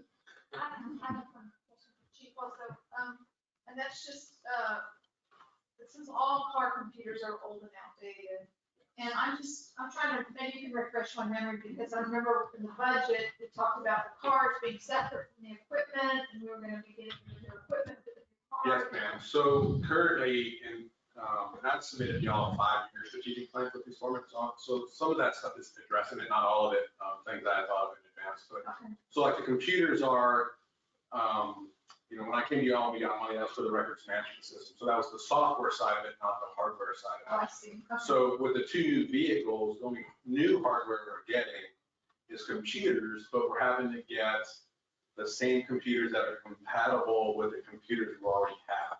It doesn't make sense, but it makes sense just because of the way all the equipment has to function together. Right. And then the way it goes into the server. So going forward, just like Chief Savaggio said, with the tasers, there's also a similar program for computers. So I've got a quote for this year's budget to replace all of the hardware and the way the vehicles are currently wired to spread that cost out over time. The way they're currently wired, the vehicles have to remain running for the entire shift, because if they shut the vehicle off, it's just the hardware off. So there's a lot of room for improvement there. And so I do have some solutions. It's like all the other solutions, we just have to fund. So I wonder about that, I see empty police cars with motors running, not here in our town, but elsewhere a too. lot of times it's because of the hardware in the vehicles, and then especially, the only vehicle that I don't have a stroke when I see it on is the K9 vehicle, and that's the climate control. But in this day and age, if we can't get our hardware where it doesn't need to be, Thank you. Any other questions on the police department?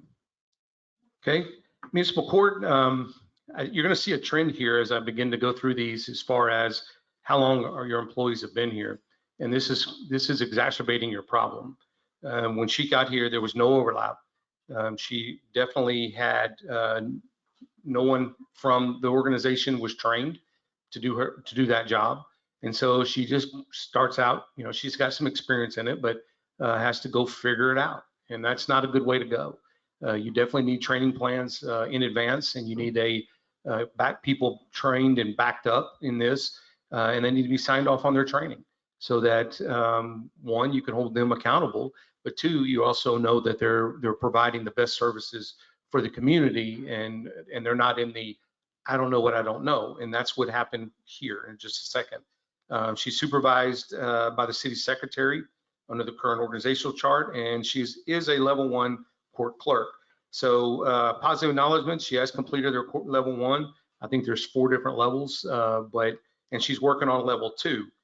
And she did submit the COVID-19 protocol. That's good. She had submitted the state mandated court security training. Everybody's taken it. That's good. And everybody's been trained on their court security plan as well. So those were all new things that have come out over the last 2 years in municipal court.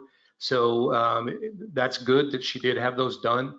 And that said, something really bad, and I've talked to a couple of y'all, was that she didn't have her CJIS training, Criminal Justice Information System training. That's a violation of state law. In fact, every one of y'all that's gone in there unsupervised or have access to it, you committed a violation of state law. And so she had no clue, and nobody else did either. Your police department has their own program, and I got a hold of your chief, and what's called a terminal agency coordinator, or your TAC, who came over and immediately started taking action. They had to report to the state your violation, and you are going to be investigated.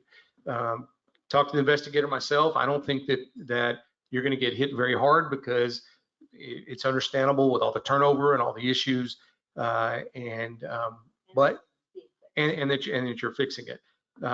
But if you don't fix it, if Councilor Sauceda decides he wants to go in there in the middle of the night because he has access, then the city now is liable, and he's liable for criminal charges and civil penalties. So you need to cut y'all's access to the bare minimum. Anybody that has access behind that glass, meaning that you have the code to get in the building, needs to have the CJIS training. And so I believe, I think the following day, your court clerk got her training. I think she's completed hers. And has Linda completed hers already? Good to go. So good stuff. It's painful. It's very dry, but it is definitely something that they take very seriously. And so luckily for y'all, they don't come out very often and do a analysis of your place, an audit. They've done it to me twice in 2 different agencies, and it's painful. So y'all definitely need to look at that and make sure that you're not putting yourself in jeopardy by going in there. And I asked the mayor to cut as many people from access to that building to have their own access to the building as possible. And anybody else after that needs to get the training. But it should only be those that need to be in there to get the training. Or they can be escorted. Right. Anybody can be escorted by somebody who has the CJIS training. So some of the other things that were going wrong, keeping the files out there the way they were on the floor, not keeping them secure, all those types of things. The chief and the TAC fixed those things. And so that's a good thing, but you guys definitely need to be looking at that, fix those problems, and continue with it in the future. You probably will be getting a visit from the state when I talk to the investigator up there. A big issue in discussing this with your court clerk, and she brought a lot of these things out. She knows they're wrong. She just doesn't have the ability to fix them. A lot of it has to do with time, because it didn't happen overnight. She's only been with you for 6-8 months now, but you have over 1,000 cases that are inactive. What does inactive mean? That means that they were put on a payment plan. They were told to go take defensive driving. They were, whatever they were supposed to do, community service. Could those things have happened and it was never updated in the file, and now this person ends up with a warrant? That's really bad. You don't want that. Could somebody have come in and paid? Not saying this happened. And this has been going on for many, many years. This is not under her. This is long term. And so somebody could have come in and paid, and somebody could have pocketed that money. Now, when you had to close these out, you contact that person and say, hey, did you, what's the status of this? Well, I came in and paid. When did you pay? Give me your receipt. Now somebody could have been pocketing money. So there's a reason those are inactive. We don't know what those reasons are, and she don't know what they are. But there's over 1,000 that needs to be cleaned up, and which means you're probably going to have to bring somebody in to help her because her day-to-day operations are not conducive to going backwards for 10 years worth of records or more worth of records. You also have 1,939 active warrants. Those are sitting in a separate box. They should be in their files. And in her opinion, most of those files are not complete that were there prior to her coming here. So they were kept separate. You shouldn't be doing that. You should be in the same file. But that's quite a bit of money. Y'all did do a warrant roundup. I know it's painful, but I think you brought in over $10,000 in one day due to the warrant roundup. You probably want to look at doing that again because you have quite a few. This was a big issue, but it was fixed immediately. It's not that big issue of fixing it. But your 30-06 and 30-7 signs, you see them behind me in the windows. Those signs can only be up in places that are legal to restrict people from coming in with guns. So a meeting that is properly advertised, your 72-hour notice, and it's a governmental meeting. If an employee were to come in here with a gun, if a citizen would come in here with a gun, they're violating the law and they can go to jail. But if you leave them up or you put them up when you're not supposed to restrict people, the state of Texas basically said, we don't want you restricting them unless you have to restrict them.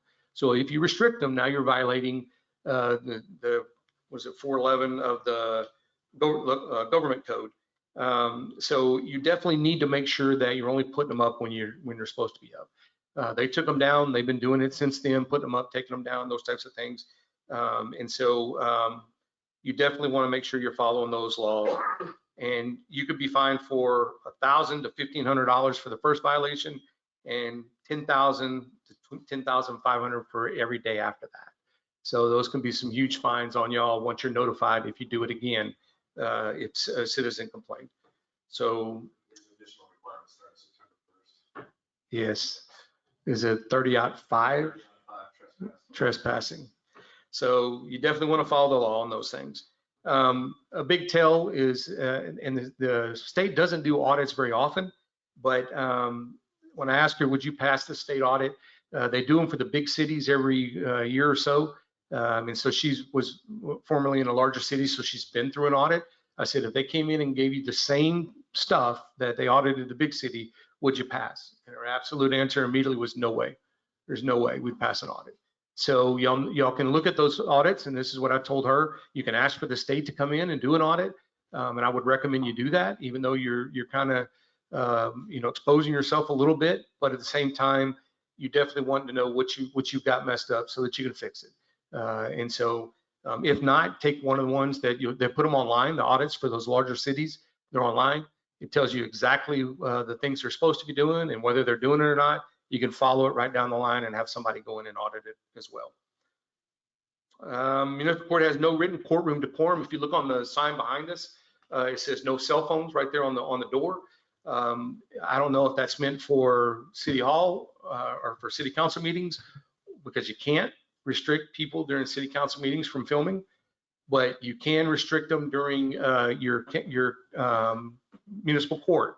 So there's no written rules of decorum in place, which your judge has to sign. And judges are like gods when it comes to state law. Basically, whatever they want to put on there, they can put on there that if it's not in violation of the law. So if they say we don't want recording in here, you can't record in here. You have a policy that says no recording. You have a policy that says,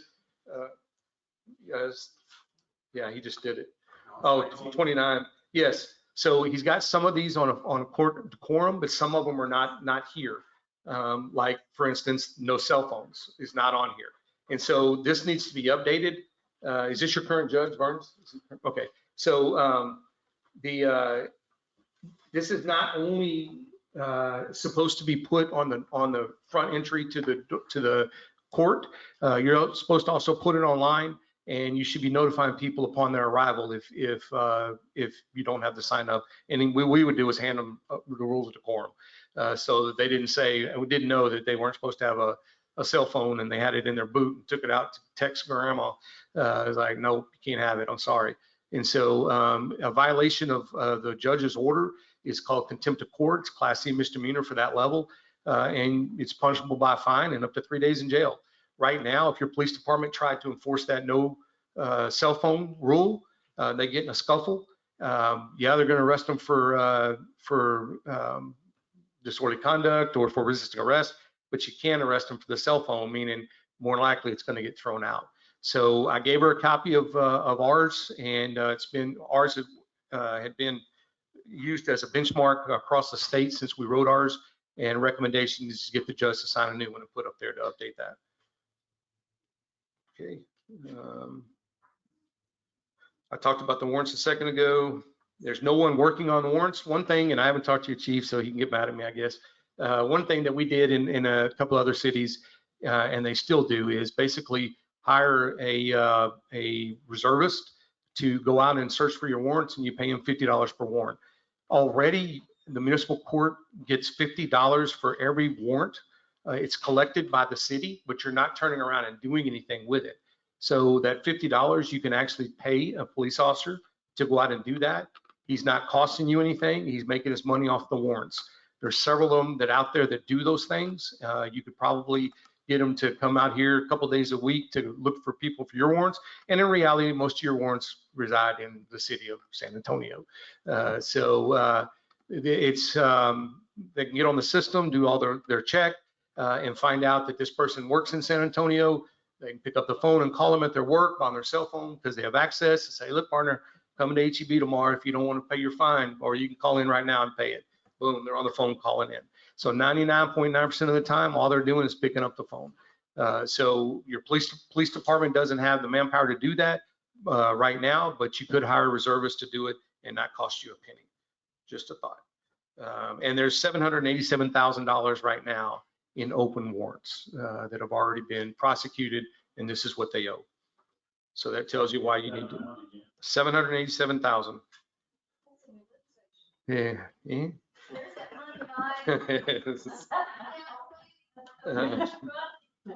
I talked real quick about the active folders. She has checked several locations for warrants. I don't know why I can't spell recommendation there, but need to get them combined. She believes there's quite a bit of, before she got here, there was a switch to the current computer system. There's quite a few records that she can't find in that system that didn't switch over. So you're currently using net data, and you're supposed to go to a new system really soon that she doesn't feel like she's been properly trained on, nor does she want to import bad data from the last two systems into a new system, because then you already have bad data. So it really needs to be looked at, and everybody that's going to go to that system, which I believe I've already purchased, it's just been sitting, need to be trained on that before you go to the next system. You're using hard copy. Most of your agencies have gone to everything by online or on computer. You start working towards going away from paperwork. You've never archived your municipal court records, so you have records sitting around, at least in that one building. You had them in the office, which the chief fixed that problem, put them in the vault. But keeping those type of records with CJIS is just setting you up for failure in the long run. You need to purge those after, and we'll talk about having a retention schedule for all your files, which you do not have currently. And then you need to purge them so that you're not sitting around with things in there, copies of money orders, copies of checks, things that just be really good for somebody to come in and steal. Your new system is called Government on Track. It's been installed. You need to get it going, but you also need to get all the data entry and training done. No retention on your files. We'll give you a policy on that, a good retention that's been approved by the state. You have to go to get it approved through y'all and the state. It's not just you guys approving that, but you definitely need one, and you need to get the state on board because they have to approve it as well. There's only one person able to do municipal court right now. If she goes out, or like the last time, no overlap, you're going to have the same problem again. So you definitely need to get somebody trained in there that knows how to handle everything that she's doing.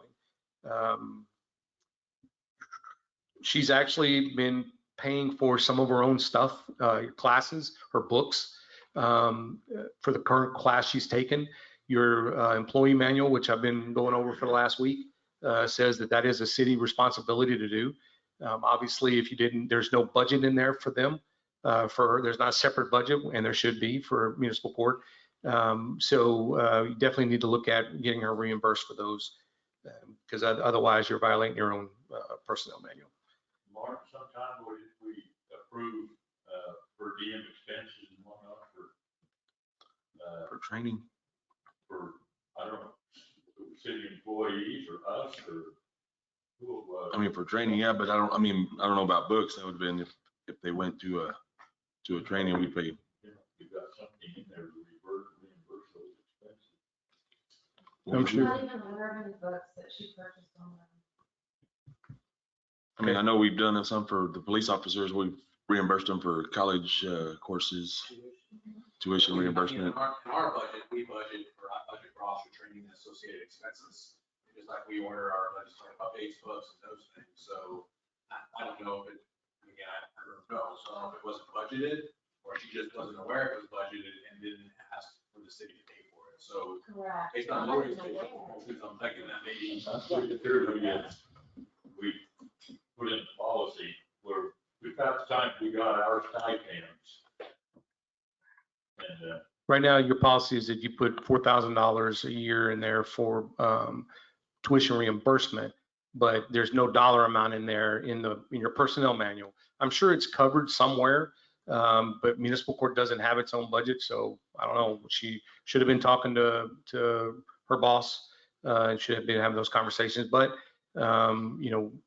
we know that she's taken the class. Obviously, there's expenses come along with it, so we also need to be asking those questions. There's trade money in the budget. City Hall is municipal court under City Hall. Anytime she's taken a training, she's requested and it's been reimbursed, but I wasn't aware of the books. Okay. I think she said that she was told books were not reimbursable. Oh. So old files in your shed, you have a shed out back, stacked full of old files. There's no deadbolt on it. You can pick it with a butter knife like we used to do when we were kids. It's the old knob lock. It needs to be better secured because you do have CJIS in there, and you do have a lot of documents in there that are important to y'all, and it needs to be properly secured. And I would get the CJIS stuff under better security as well. And I don't know when I asked last week about the deadbolt, Lori, did y'all get that fixed last week on the deadbolt? No. Okay. So again, CJIS, really important. You need to get a deadbolt on there. Training for court clerk, we already talked about that one. And then cross training, we definitely need to get a cross training. All right. Any questions on municipal court? I just have one thing to add. There is a policy somewhere that states that the municipal judge is a supervisor of the municipal court clerk. And I don't remember where that was found, but we were told that, yeah, so that we need to get rid of that. I didn't add it in there because we didn't see it right. Okay. Next is Public Works. Staff with 7 employees. You do have a very tenured people in there, so that's good. They are doing their training, and that's good. What's really bad, and you can see it online, and actually it's pretty embarrassing for you guys when we go to restaurants and we're getting ready to eat, and they tell us don't drink the water. That's we're from out of town. We would have never known or thought any water problems, but your own citizens are telling people that are coming to visit Blanco, don't drink the water. This has been, I went back probably 15 years of seeing stuff online and some different reports on the TTHM. And this is something that, I don't think I need to tell you, you need to get it fixed, but you definitely need to get it fixed. The problem that we were told that possibly it came down for the storage of the water, and that they needed to purge water more often because we're storing too much water. You guys are storing too much water. And so it did show on the website some of these things I think is pretty embarrassing. But it also, we were told that they had somebody from TCEQ come in, and they told them basically it was the storage of the water problem, that you need to flush about 40,000 gallons of water each month to keep it from becoming stagnant. When I asked them, okay, how you doing that? We were basically told that there was a contract that was put in place. I asked whether or not that contract had come in front of council, and said no, it did not come in front of council. That's the part about that that's very concerning is, one, I can't say that y'all knew or didn't know, but two, we're giving away for free. You have state laws on procurement and contracting that I believe that it violates the state law. If you would have charged $1, you probably would have been able to give a thumbs up. I'm not sure. I've seen things for $1. I'm just saying I'm not the expert on that. I'm just telling you that every contract has to come through y'all. That's the policy part of your job. And that didn't happen on this one. I was told that it didn't happen on the hay farmer, but I read by accident, read some meeting minutes that the city secretary sent me about your fee schedule, which we'll talk about. And it actually did show Mayor Pro Tem Saucedo bringing that in front of council, but it was a discussion. And I think your former city administrator is actually who signed the contract. So is that so council didn't approve that contract that day. It was just discussion at that point. And so that one is giving away water for free as well. I'm not saying that anybody's doing anything wrong by any stretch of the imagination, but you cannot have your employees signing contracts, especially signing contracts where something's given away for free. Even worse, and I'm not saying that who y'all worked with to give that to has done anything wrong, but you start thinking about what could be said about the giving away of free water to a former council member. Makes it even worse. So it's definitely something that needs to be looked at, I would say immediately. If you go to that former council member's business, it looks like the Garden of Eden. And now you know why, because they're getting 40,000 gallons of water a month for free. Not saying that he's done anything wrong either. I'm just saying you need to immediately look at this and you need to immediately take some action to rectify this. I also want to add to this that we were told the reason the water is being discharged there is because that's the end of the water line. However, we've had several community members jump in and say that is not the end of the water line. So that's something that we want to further investigate. Although it doesn't really matter if it's the end of the water line or not, you're still giving away a resource, a city resource for free. And the contract is literally signed, not by the city administrator and approved by the council and the attorney, by the public works director and the business owner. There's violations written all over that. So that's something that it causes both of us deep concern. Another one deep concern is y'all not had a discharge permit for treated wastewater since 2015. You've been violating the law.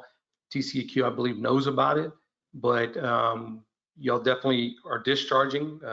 Not saying you're discharging across Mr. Palmer's field anymore, but you are discharging. So that's another thing that needs to be rectified. And that's been ongoing since 2015. Position description, we're going to provide that for you. There's no position description in place for your public works director, but he does have everybody below him that is written, and that's his responsibility. The others are the responsibility of your city administrator or mayor, council, whoever was in place when he came in. So we're working on that.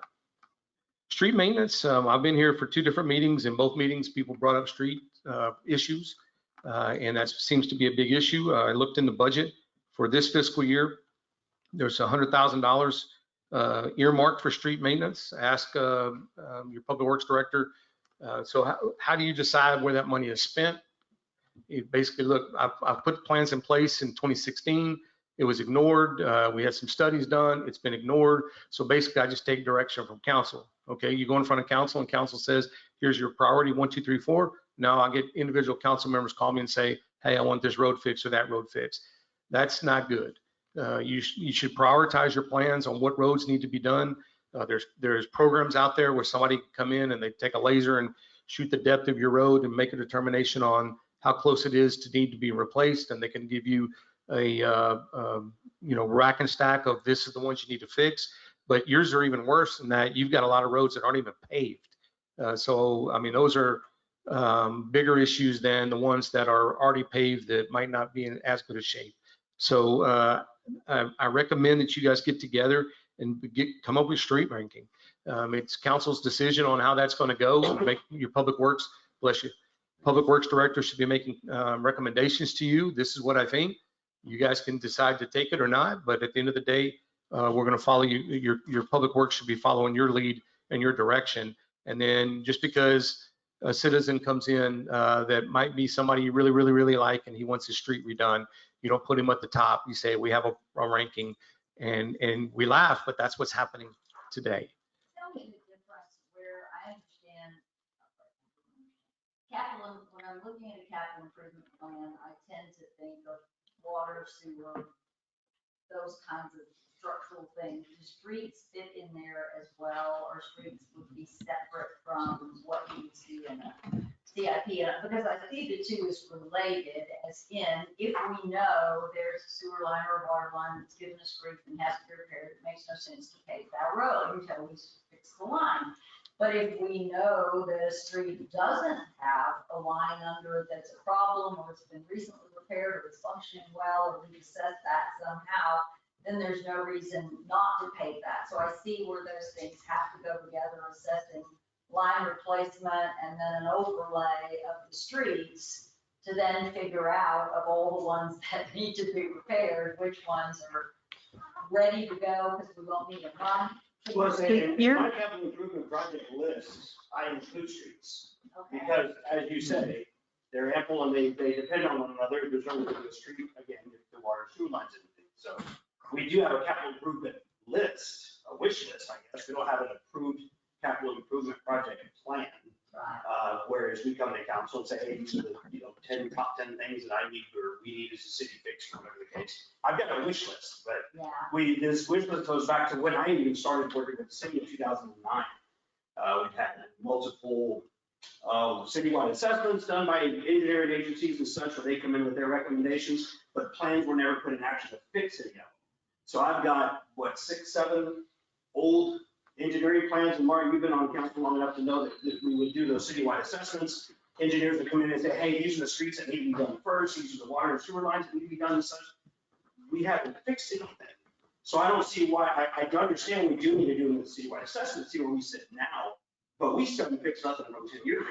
Well, and to me, I see that it goes into the whole budgeting process. Right. Because that has to be a 5 to 10 year plan and budget, which. Well, and that's my biggest thing, and of course, that's what they spoke on, and that was one of my biggest problems. I've been the public works director now for 5 years. I was the assistant public works director for 7 years before that. I haven't had a budget to know what I've got. Capital improvement plans and capital improvement projects should be funded by what we have left in the budget, what we didn't spend. Come to council and say, hey, we're gonna put this X amount of dollars a year away for 5 years so we can get this project fixed or what. I can't even tell you what I have in street repair right now. I have no idea. I haven't had a profit loss, figured out budget, leveled out budget, whatever it is. I got one in 2016. It was wrong. We got one last year. There was over budget. I have no idea. So, and of course, when it comes to street projects and such, I mean, there's a few things that are getting misconstrued here, but anybody who's been on council long enough knows that I come to you with a plan for streets and say, these are the streets that I recommend, this is why. That's the only reason that's the only way we've done it in campaign in the past, 3-4 years, I believe, when we strictly went to looking for asphalt pavement, not chip seal. So, but of course, we're just now entering into that time of year where we're gonna get into the street paving. We've been able to pave streets within the rainy months or the cold months, whatever the case, it's gonna be the June, July, August, September months. So I know even at the next meeting, as we've discussed the past few meetings, I'll have a list of streets for you, so we'll be working on that now. So But yes, my capital improvement project list, and that's what it is, just a wish list at this point. There's no plan that's been approved by council. Right. I have streets included. Right. And I just think what I saw, and I've never seen this before, but I saw a capital improvement form. It's like, oh, well, that's very special. Had the project, what it was gonna cost, how much would be completed or funded year 1, how much year 2, how much year 3 Yes, it ma'am. would be completed, and then the next one. So I think what would help me is something like that as we're looking at it, so it isn't just, we need to fix this, but this is the first thing that needs to be fixed, and it'll take 3 years to get the funding ready. It'll last that long. This is gonna, but so Right. helping with the prioritization and the budgeting process, knowing it isn't just gonna be what we budget for this year, but item number 4 on the list may be a 5-year budgeting Sure. process to get it done unless we can get some money ahead of time. And So it was possible in the past when we had budget numbers to be able to say, you know, this amount or this amount going to or whatever. But again, in the time of this, it's got to be a plan. well, As they're going to tell you as well, you got to come together. Yeah. No, exactly. Yes. And Mayor and Councilwoman Burrow, it's really not relevant this year. Because what's relevant is he should know, he should have a list from the previous council, I get it, as to what he's going to pave this year already. He shouldn't need to come back with a wish list this year. This should have been approved last year, and he knows this $100,000 is going to get me this, and y'all know this $100,000 is going to get me that. yes, that's my point. I mean, you shouldn't have to come and say, okay, now I'm gonna do this for this. I'm looking at being able to get to a point where we're rolling year after year after year, barring any disaster.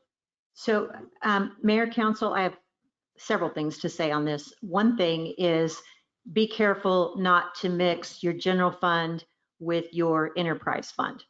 And so your enterprise fund, you were asking about whether or not the water lines and sewer lines, whatever, would that be capital? That actually should be paid for as a fee in your enterprise fund. You should be charging enough in your water and sewer that you run that like a business. It should be able to pay for itself.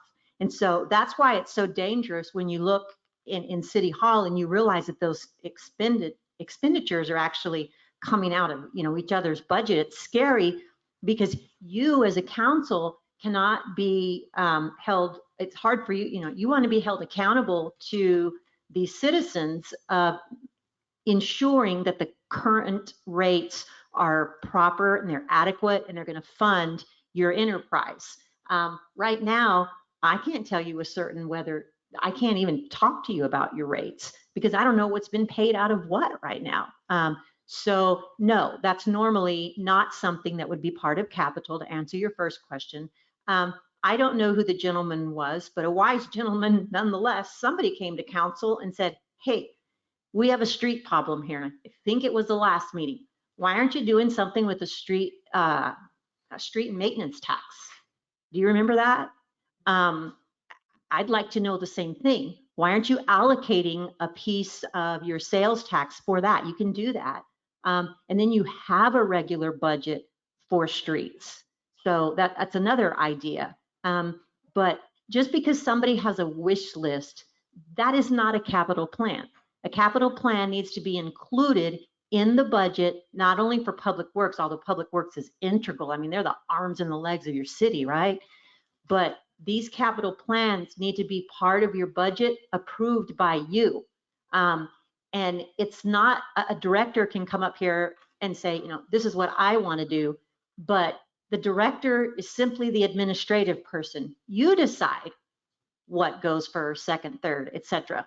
Obviously, when you have good directors in place, I would trust Ronnie any day about advice on certain water questions that I may have because of his certifications. And so I would hope that you would do the same thing as council people because he's got certifications that none of the rest of us have. Same thing with, you know, other professionals, your police chief, and I can go on and on. But your capital is anything over $5,000 that loses value as the years go by. And the other thing that capital money is always from is from your general fund. It's from your rainy day fund. So it's not part of your budget. It's capital is always is to come out of your general fund reserves. Does that answer your question? It does, and I just, you know, snoozed through the first 2 hours of the budgeting, municipal budgeting workshop. TML, and I only have 4 hours left, and then I'll understand the budget process. One of the things I heard, and I remember you brought it up, ma'am, at the last council meeting about the pipes underneath the road. We're not paving because we're waiting on the replacement of pipes. The pipes could have come out of your enterprise fund, your water fund, and your streets come out of your general fund. So there's two different places that this could have happened. But what I don't want to hear, or what I don't like hearing is, we're waiting on this to happen before we can pave the road. Well, when is that happening? Well, we don't have a plan to replace the water. Well, then you better have a plan to fix the road, because the road right now is a big problem. So if one has to come before the other, where are we on fixing those pipes so that we can get the road going? Because if it's going to take us 10 years to fix the pipes, we can't have 10 years worth of bad roads. So we need to fix the road. So it really comes down to y'all figuring out what you have to spend, figuring out what needs to be done. Y'all prioritize. He takes that and runs with it. He doesn't need to come back up here and have that conversation more than the beginning of the budget cycle. And To my understanding, we raised water rates that we were doing it, that we knew what our expenses were, and raised our rates in order that we weren't subsidizing people's water. Mayor, Councilor McClellan, that should absolutely be the case. I don't know if it was the case when I look at your finances right now. When did you do that? When we 2 years ago, our rate. 2 years ago, I guess, yeah. So it was my understanding, we knew what our expenses were, and we raised our rates accordingly. And if that's the case, that's exactly how it should be done. Yeah. But apparently we didn't know what our expenditures were. well, I actually, sir, I wouldn't say that. You might have it right. I will tell you that looking at the audited numbers, you brought in a whole lot more last year than you did the year before, and that hasn't been spent in your enterprise fund, so in your water fund. So My understanding, we had a gap that we hadn't raised rates for like 5 years, and that we were actually subsidizing that. We went through, so didn't want to subsidize the raise the rates to accumulate all of the day-to-day stuff of the water system and such from there, but also to take on the new water treatment plant payment once that comes into play. I believe at the point now, we have loan, so we got to pay off, I believe one of them is 2027. After that, at which point we'll start seeing more of a return, but by then we'll probably have to raise the rates again. But yes, you are correct, that we did go through and have, but again, those personnel that did those numbers are no longer here. So I don't know as far as the accuracy or what, but yeah, I mean, I guess the records speak for themselves when you look at how much money we brought in. And I believe right now you have 2 wastewater plant loans and then 1 water plant loan that you're paying on, right, Ronnie? Yes, ma'am. the other one we talked about just for a second, the road paving machine's been sitting there for 5 years, never been utilized. I would say he would like to sell it. Our recommendation, you keep it until you figure out what you're going to do with your roads. Because if you're not going to do road work, then yeah, obviously you got something sitting there wasting away, or you might go out and contract with somebody else to do your roads. I don't know, but y'all have to sit down as council and figure that out. Waste management or contract, I don't think the company's Waste Management, but Waste Connections. I wrote that wrong. Basically, we haven't been able to find where it went out for bid. Looks like it was extended for 5 years back in 2018, meaning it goes through 2023. That means that contract will be over 20 years old when without a competitive bid process. You should want to put out these things for bids all the time. Not that you know they might not be doing a great service for you, but in 20 years, you know, you might be able to get a better deal or not. I don't know, but you won't know until you get out there and get it out there advertised and bid. I was going to make one correction. Not I forgot Joe's word, but that you should probably do this. You have to do this. This is the law. So in 2025, that thing needs to go out for bid. 23, sorry, it needs to go out for bid. One was, the next one down is vehicles and equipment being sold. They're getting pennies on the dollar. I just explained to them a process that we utilized where we came from, and we were getting a lot better return on our dollars than doing that. We opened it up for other small cities to come in with us on that day for no fee. And so I gave them the information on to contact them. If you are going to sell some vehicles, that's probably a better route to go. Ronnie already talked about not seeing his budget, not knowing what he's got. I don't even know what to say about that. To me, I've heard some people talk about giving back hundreds of thousands of dollars at the end of the year. One of them being actually somebody said they thought a couple years back, I'm not saying it's true, Ronnie, that Public Works gave back $250,000 in road fees, road maintenance fees, or road repair. Even if this year, if he doesn't know what he's got, you haven't spent 100,000, right, Ronnie? So it's hard for him to figure out what he's going to do when he doesn't know what he's got to do it. And so it kind of causes people to take a step back and say, I'm not going to spend anything just because I can't keep track. So it's definitely one of the biggest complaints that I think y'all have. In talking to Councilman Smith, for sure, it was something that he's been hitting on for several years. And so that's got to get fixed. And so I know in her role as interim city administrator, she started working on that already, but this process needs to be fixed once and for all. And it's got to be put in place so that it stays for many years to come, the right processes in place, because right now it's hard broke. Well, optimistic argument. We're heading into budget time, like we're past heading into budget time. What are you seeing for our ability to get the numbers we need to know where we're going by when?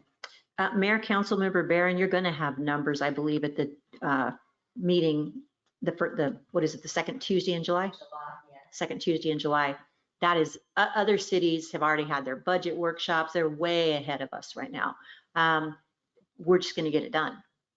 It's not going to be probably in the pretty package with the bow that I like, but it is going to get done. You don't even have the programs for the pretty package bow that I like, but it's going to get done. And it's going to get done based on the audited numbers.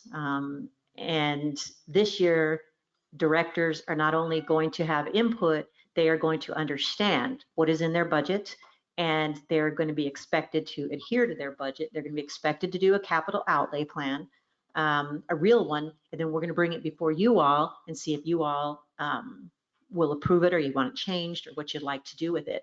I like doing budgets where there's lots of citizen input. Citizens come with great ideas, and then you all start giving us your ideas, and then we take them back to the staff, and then it really is a budget that everybody did.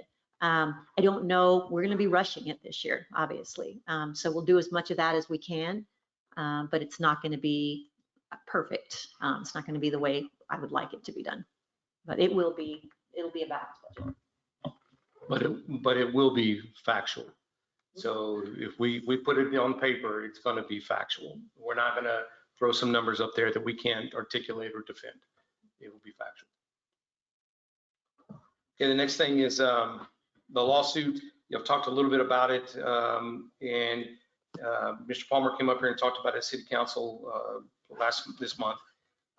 In our discussion with your staff, they're not wanting to abide by, not in a bad way, but we're not wanting to abide by the agreement that has been agreed to in front of a judge in court. If we're not going to go across his property, we need to go back to court and get that approved by a judge.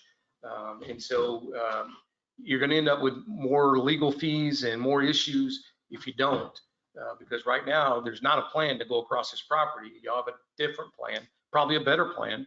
I agree, but you definitely need to get back into court and get that resolved, because you've been sued once, you're going to get sued again if you don't resolve this issue. And right now you have a resolution that's been approved, and if you don't want to do it, y'all need to go back and get that approved, the new agreement between y'all and the judge.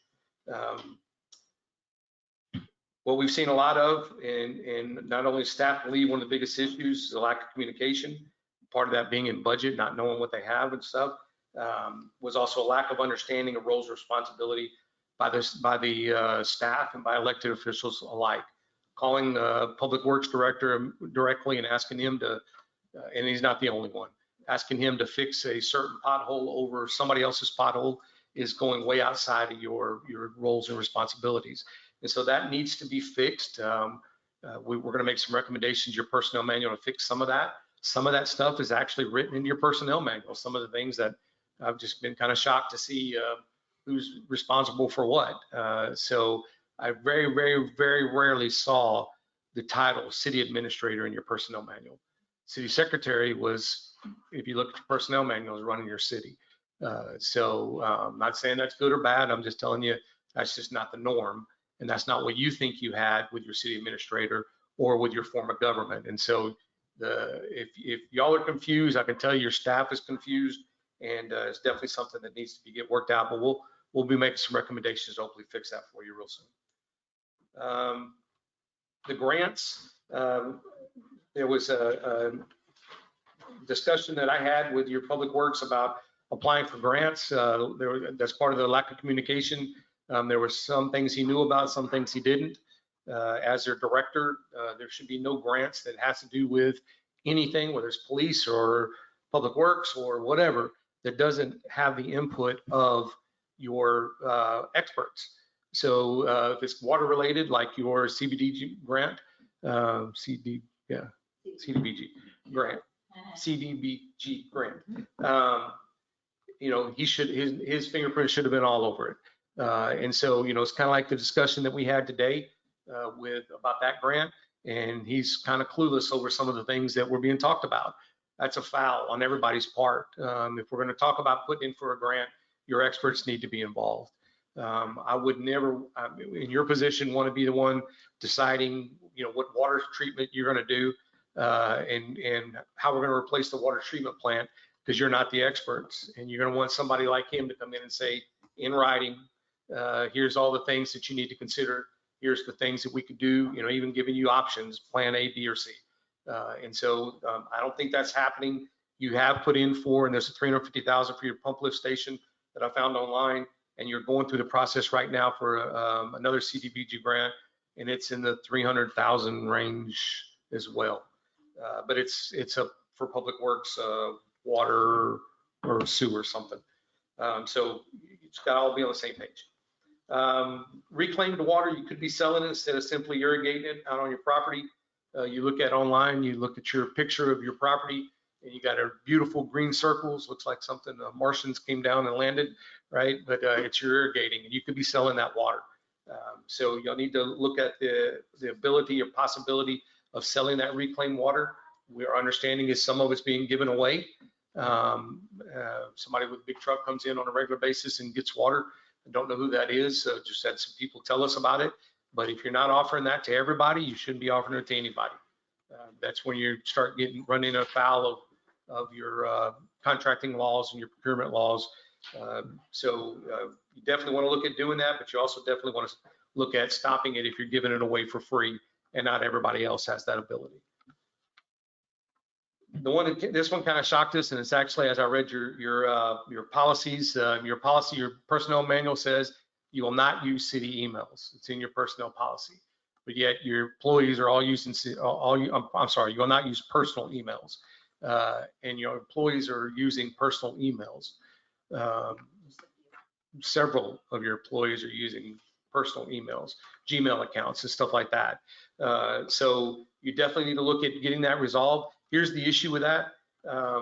Everything that they got in the city or on a personal email, and the city secretary can tell you, has to be maintained for X amount of years, depending on what it is. They can't erase it, and you have no access, the city secretary, to find out whether or not what they've given you, if an open records request comes, is exactly what was there.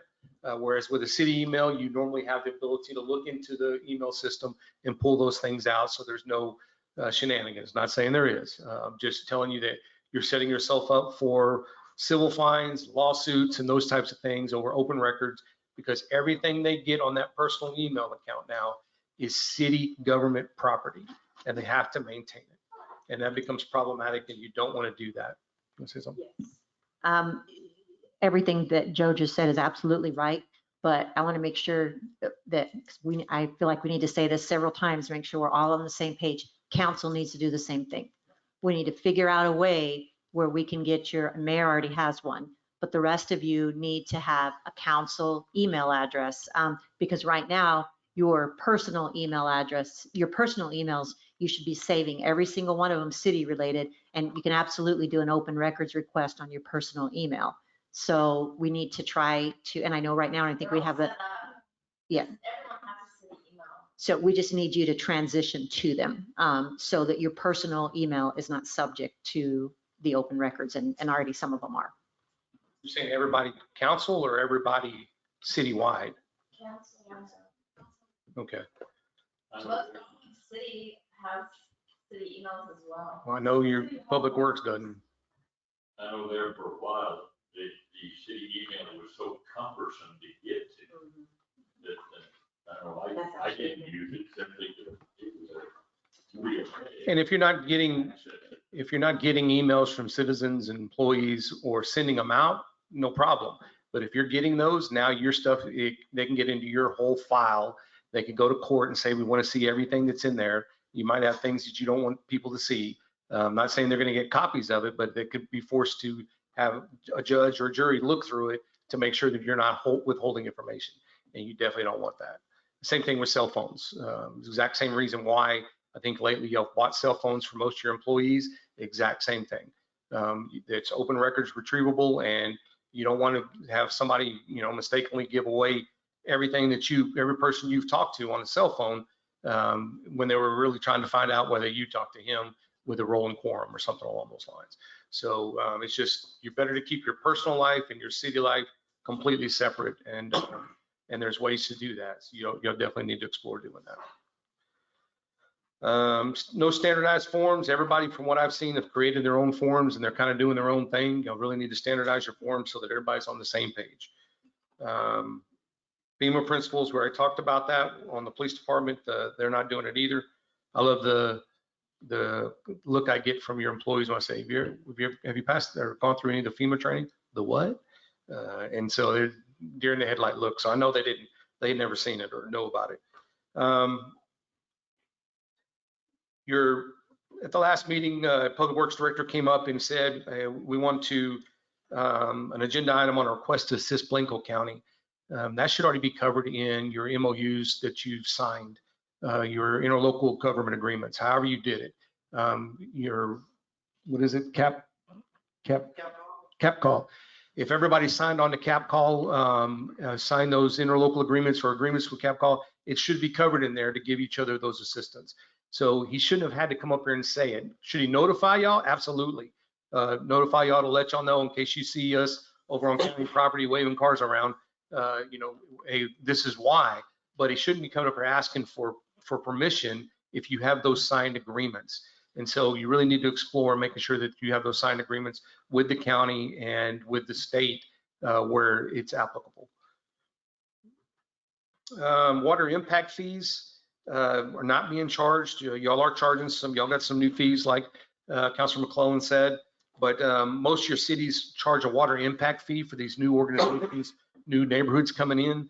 For instance, San Antonio's, I just got it right off their website. Their fees for something very small, for commercial, could be, between $4,749, and the other one blew my mind, $968,430 for a major project. So if you have a major project like the one that's right there on the outside, or your mud that you're doing, y'all could have charged, I don't know what gets you up to $968,000, but a big project, I would assure a neighborhood or something along those lines is probably what that is. And it's not only water impact fees, it's also sewer impact fees. That's their charge for sewer impact fees. And I think that 2083 is a typo. I think it's over 200,000 if I'm not mistaken.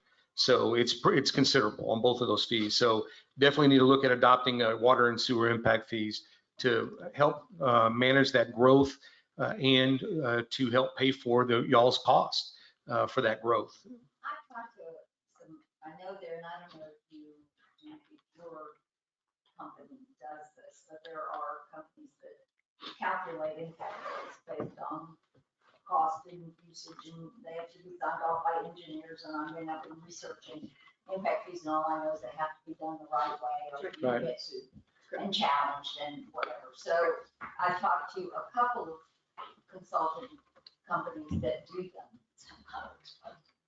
So, but do y'all do that too? Do you refer to some, do you have some of those entities you can give us some idea of the cost to get done what we need to do to be ready to impose those? Mayor, Councilor Barron, yes. City Hall Essentials has a couple of experts. I just don't know what their cost is or what the schedule is or anything like that. But we can certainly get you an estimate. And not only can we get you an estimate from City Hall Essentials, but City Hall Essentials is happy to go out and get, in our capacity, is help you because we want you to get the best price. Yeah, I mean, I've heard anywhere from 40 to 80,000 to calculate. That's steep. That's steep, so, yes. Okay, that's all that's my part. Any questions of me for any of the areas I've covered so far? Okay, Ms. Kinser's going to take the rest.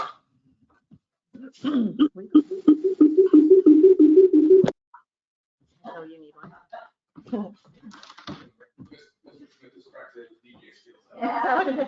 I thought there was a UFO. I was looking outside for the little green thing.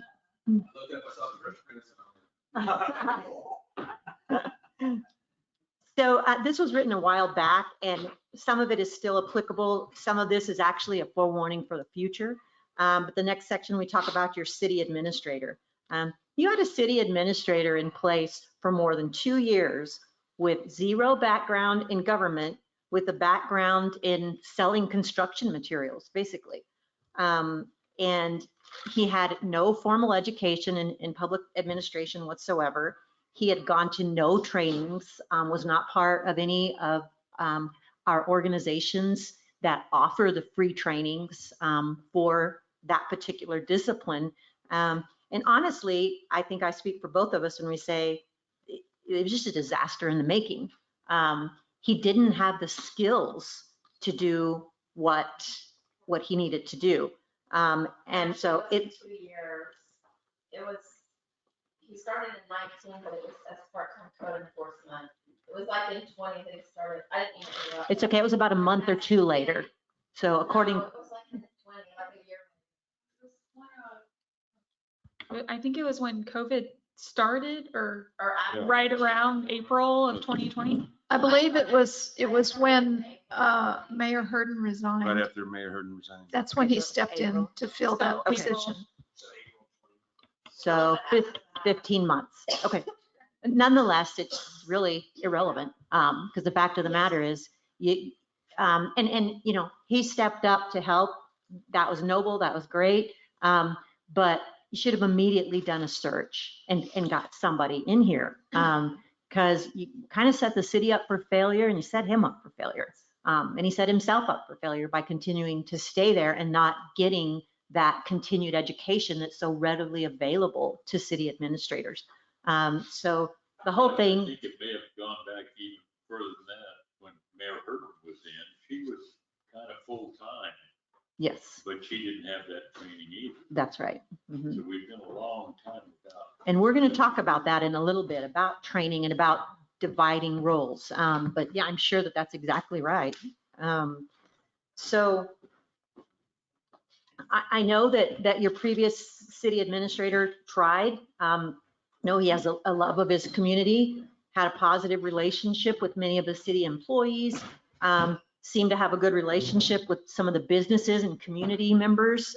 So all that's good in a city administrator. You want a city administrator to put themselves out there and to try to be part of your community and try to understand your community and, you know, be an advocate of the community. And I think, you know, as far as the positive things go, I feel like that your previous city administrator tried to do that.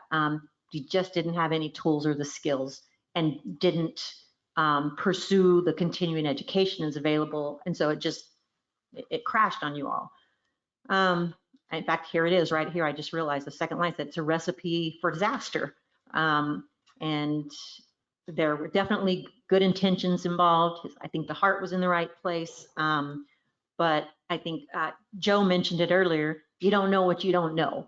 And if you're not willing to take that extra step and get out there and figure out a way to learn it, then we're going to end up where we are here today. So we started to discuss and outline many concerns that we had about such an inexperienced person in this position, but then you all ended up removing him from the position and reinstating him to his prior position of code enforcement officer, then I ask you to change the title to community development liaison. So there's absolutely going to be a recommendation made to hire a competent, not only interim, but also a permanent city administrator. All of this, not lots of this, could have been avoided if you'd had somebody that had the skills and the qualifications and the training. And I understand it costs more to get somebody in that position to do it. But I want you to go back and look at all the money that has been wasted and things that have happened that, quite frankly, a lot of this really could have been prevented. You make your money. And a good example of this is the very first, after 1 year at my last, the job before last, after 1 year of being there, we went into executive session. There was one lawsuit that I went in and settled. They were about to pay it out. And I actually learned something at TML and applied that to this particular lawsuit. And we basically reduced a liability from about $3 million to $500,000. And the council member pointed out the fact that the manager had already made up their salary for the next 20 years. And so that's just a good example of what a city administrator can do for you, somebody that knows what they're doing. And if you don't know, it's really great because city administrators and city managers have an awesome network out there, and they have the Texas City Managers Association, lawyers that we have are accessible to us, and we can, usually if we don't know the right answer, we can usually find it. So I would, whoever we end up hiring for this position permanently, I would very, very much advocate for that. Now, it is very important that we find the very best. The first city administrator that was hired in Blanco had to be dismissed. And there were some very serious problems. I heard that. And so it's. Well, it left a bad Mayor, taste in some people's mouths in the community. That what? I'm sorry. I said it left a bad taste That's what I was just about to in say. some people's mouths in the Yeah. community. So, yes. so Mayor and both council people, we understand that. Yeah. The best we can do is try to help you, try to screen people, get somebody in here for you that'll, that knows what they're doing.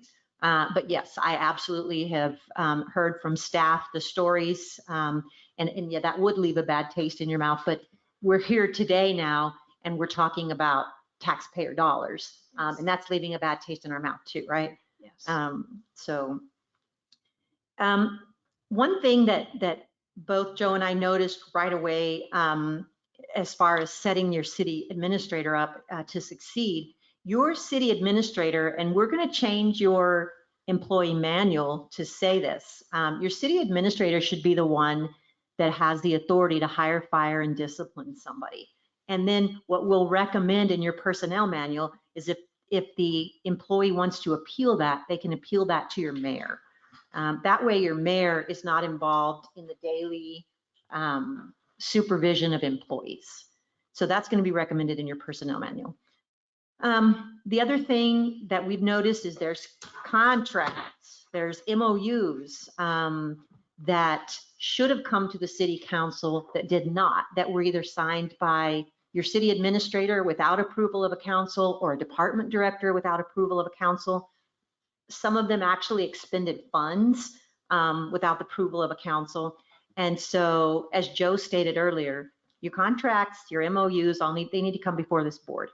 And I know that it can make for a really long council meeting, but there's a great way to shorten your council meetings for things that, as long as you've done your homework, probably don't need to be discussed. And that's in a consent agenda. And when you put things on the consent agenda, it doesn't mean they live and die in the consent agenda. Any one of you can pull something off the consent agenda anytime you want. But it's a good place to kind of try to think, okay, these are the things that are really not going to be contentious or the citizens aren't going to have questions on. Stick them all on your consent agenda. And then things that you think people are going to want to talk about, you can put on your regular agenda. And so some of these MOUs or these contracts that I'm talking about are example of that. So here's an example to bring up, and, you know, again, I truly believe that your staff's intentions are in the right place, their hearts are in the right place. Here's a contract from your finance director. It's clear IRS violations all over this contract. You have a contract person, we're contract people. You have a contract person coming in here, assuming a desk, taking on a title, using city computer, using the printer, using city staff, versus somebody that comes in with their own stuff that may go to Stafford once in a while, say, can I have a copy of this or that? The IRS guidelines clearly state that when you're a contractor, you should be doing the majority of your work, not on city resources, which is why you see me carrying around portable stuff all the time. And yeah, there's been several times that I've gone and said, hey, can you, a lot of mine is really scanning is really what we do here, but there's been a couple of times when I've asked for copies. But I'm sure any of the staff will tell you that's really more of an exception than a rule. We usually come with our own stuff. So I think that Ms. Coons is trying really hard, given the disaster that's in there right now. I will tell you that I tried to give you more financial information, and I pulled 2 files, and neither one of your vendor files had, maybe they had a 10th of the information that I needed in them. So your filing really needed to be done there. We have hired a high school student to come in and attempt to start filing some of the simple stuff for us. And according to the staff, she's been doing a great job.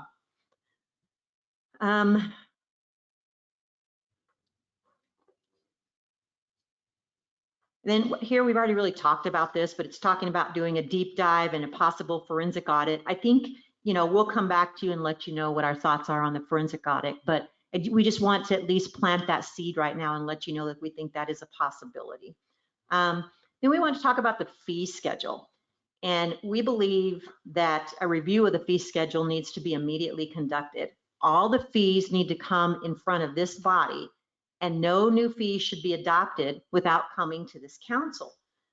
What we have noticed is that there are various fees. They're not all in one place, and they have not been codified. Now, the city secretary is attempting to get them all in one place and codify them, but I can't just come up as a customer to the city of Blanco and say, I'd like to know what Blanco's fees are, and I think, because they're going to have to go find several documents, and none of them are codified. You should have one fee schedule, and it should be codified. Excuse me? It should be online. Yeah, that's right. And it should be online and available for the public to see. Nobody should have to come into City Hall, and you shouldn't have staff running around trying to find different documents as to where this stuff is. And so it's a problem that has been recognized by the staff, and the city secretary is working on the codification of it right now. Codification has never been done in the city of Blanco. And what that does is it leaves scattered laws. And it's really impossible to follow what ordinances you all have in place. So codification is a must, and then keeping up with the codification is really important. And Lori, your city secretary, has not been that long, and she is working with the publishing company, trying to get everything into one publication. But really, she came in with the same or less experience than your city administrator. She just had secretarial experience, but she is making it a point to get the education done. She is attempting to become a certified city secretary, and she's halfway through, and she just actually passed her test. She's at the halfway mark, and she just passed that test, but 50%. So that's what you need. If you can't hire somebody with the experience, you need to pay for it and give it to them right here. And then she needs to be networking with other city secretaries, which she is, so that she can get best practices and she can understand what a city secretary is supposed to do.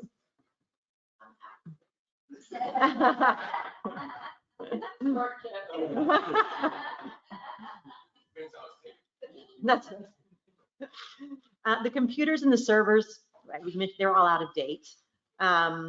They're more than likely not 100% secure from hackers. I don't know, and I can't remember if I got this answer or not, but there is hacking insurance through the Texas Municipal League, And I don't know if you have it or not, but would you write that, Lori, to check that tomorrow? Because that was actually something I was going to do. And I did not get done. But I have a feeling that I'm 98% sure that you're not secure. And until we get your system secure, Mayor, I think that we need to probably purchase that insurance. It's not that expensive. So the recommendation is that possibly you need to bring in a professional computer company that works with local municipalities. They can review the systems and the hardware that you have and make some recommendations. You may not even need to get a professional computer company, because when I think of these recommendations, I just keep on thinking of dollar signs, right? So what you can probably do is we can find a city that's a best practice city and try to get them to come and do recommendations. So we could get City Hall Essentials to bring somebody in for just, a day or a few hours, or even give us recommendations to try to go on the cheap a little bit there. The other thing that I have noticed is that you guys are not pooling your cash. What that means is there's a Texas Municipal League investment pool, and all of your monies can go into that investment pool, and you can make money right now. Because right now you have 15 accounts, and this took us a while to figure out, because we got first answer was 8 to 9 accounts, and it was 28 to 29, and now the real answer is you have 15 accounts. Some of them are not necessary. Some of them are savings accounts. Some of them are checking accounts. Some of them are not necessary accounts. We're going to go through and try to eliminate some of those.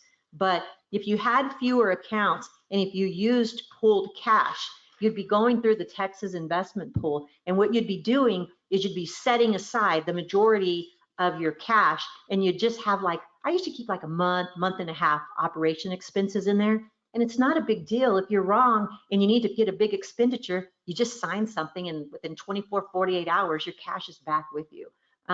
But why is your cash sitting in a bank account earning 1% interest right now, when you could be pooling it with other cities and getting a nice rate of return on it?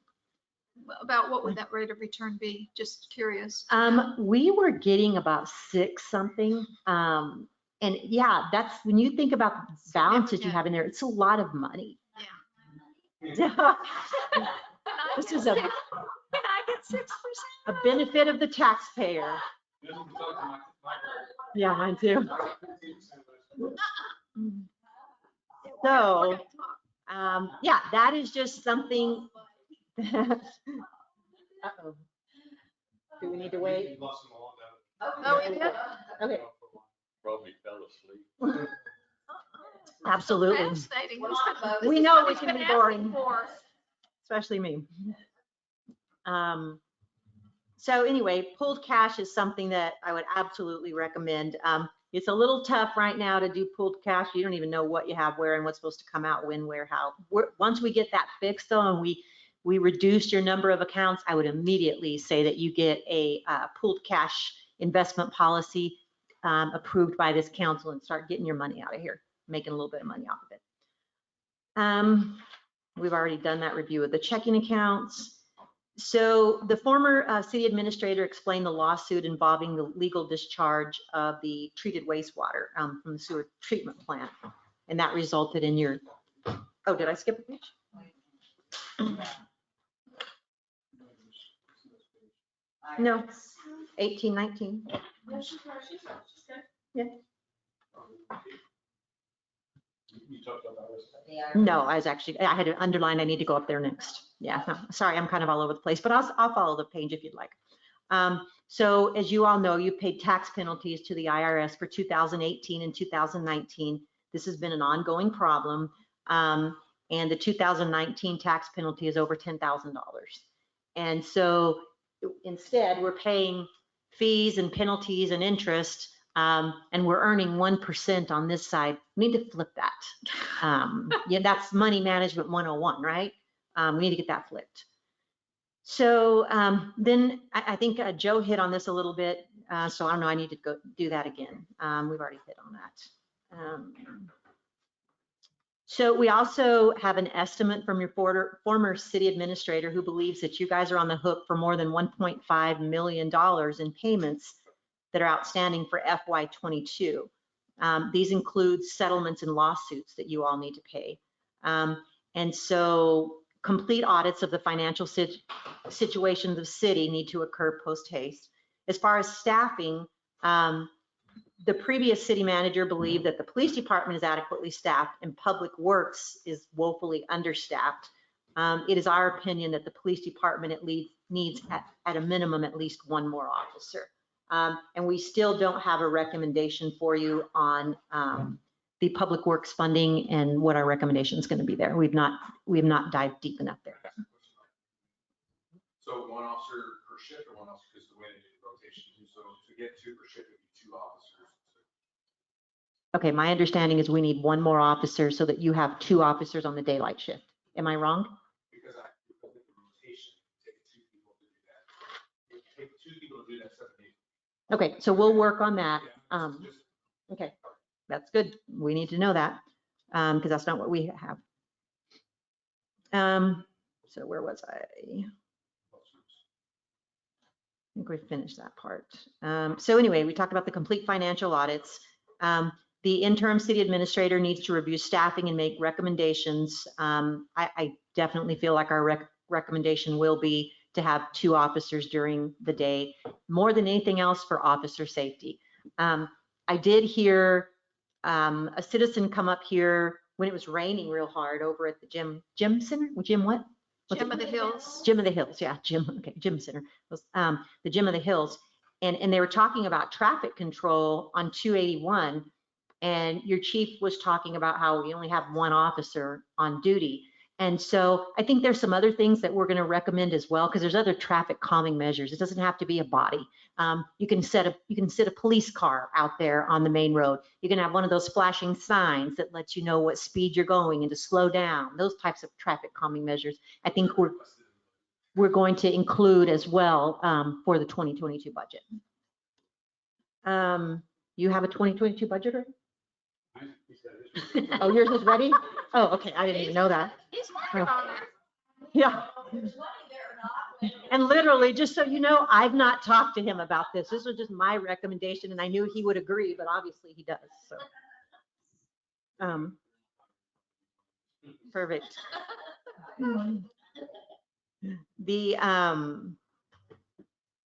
So I think the other thing that needs to happen, so we're very transparent with the citizens, and so that the new council members and the newer council members, I want to make sure we're all on the same page with regard to our open lawsuits and their status.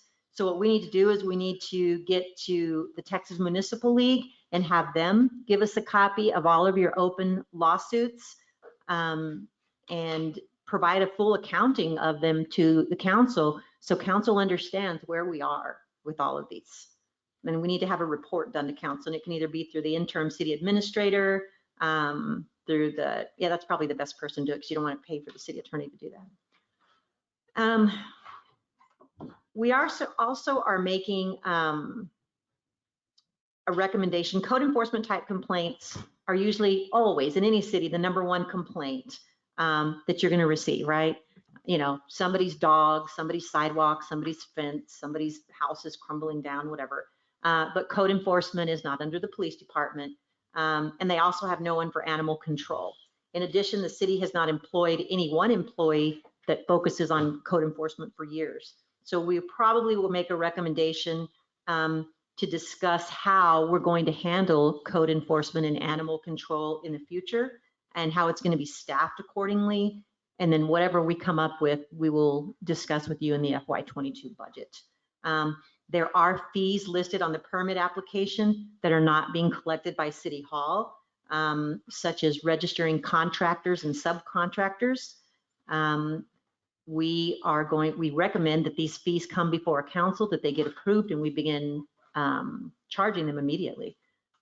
For building permit review, the city administrator, who also is acting as the code enforcement officer, does not have official training for it. So the person handling the community development type duties, the permits, inspections, that kind of stuff, needs to be trained for their duties. So we're gonna need to put some training into that position. The other thing that no one seems to really have any training on is state laws for contracts and the procurement code. And so we really need to work with staff on the procurement code. And what results from that is that you have contracts that are signed that shouldn't have been signed. You have a waste management company out there that's been doing it without an RFP for some time now. And so all personnel that are involved in the bidding process, that's going to include public works, they need to be properly trained on the state laws and on the procurement code. And then they need to make sure that they're going through the city attorney and the council for ultimate approval, because your city attorney should catch a lot of that. Had a meeting with the city secretary. She's been here for 14 months, as I told you, and she's already halfway through her certification. And it's funny because I typed this days ago and just said she was halfway through her certification, and I knew her test was coming up, and she said this morning, oh, I passed my test. And I said, I figured you would. I already wrote in there that you did. So I knew that she would, and she did, and I was happy about that. But as we interviewed her in her job description, there's some preliminary recommendations that we came up with. So she is responsible for creating the agendas and preparing meeting minutes after a meeting. When you watch the construction of the agenda, she's taking directions from all sides on what to do, how to word the agenda. That can be really confusing for especially somebody as new as Lori is. And then staff is not being kept apprised of what's on the agenda. So just the other night, we both looked at each other. Ronnie was sitting here and didn't even know that an item that pertained to him was on the agenda.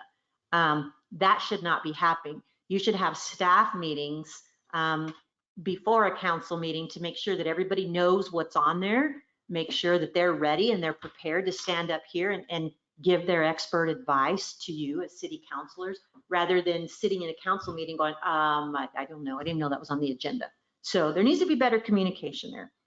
A review of the meeting minutes revealed that they don't reflect best practices, and they're not sufficient for the public to know what occurred.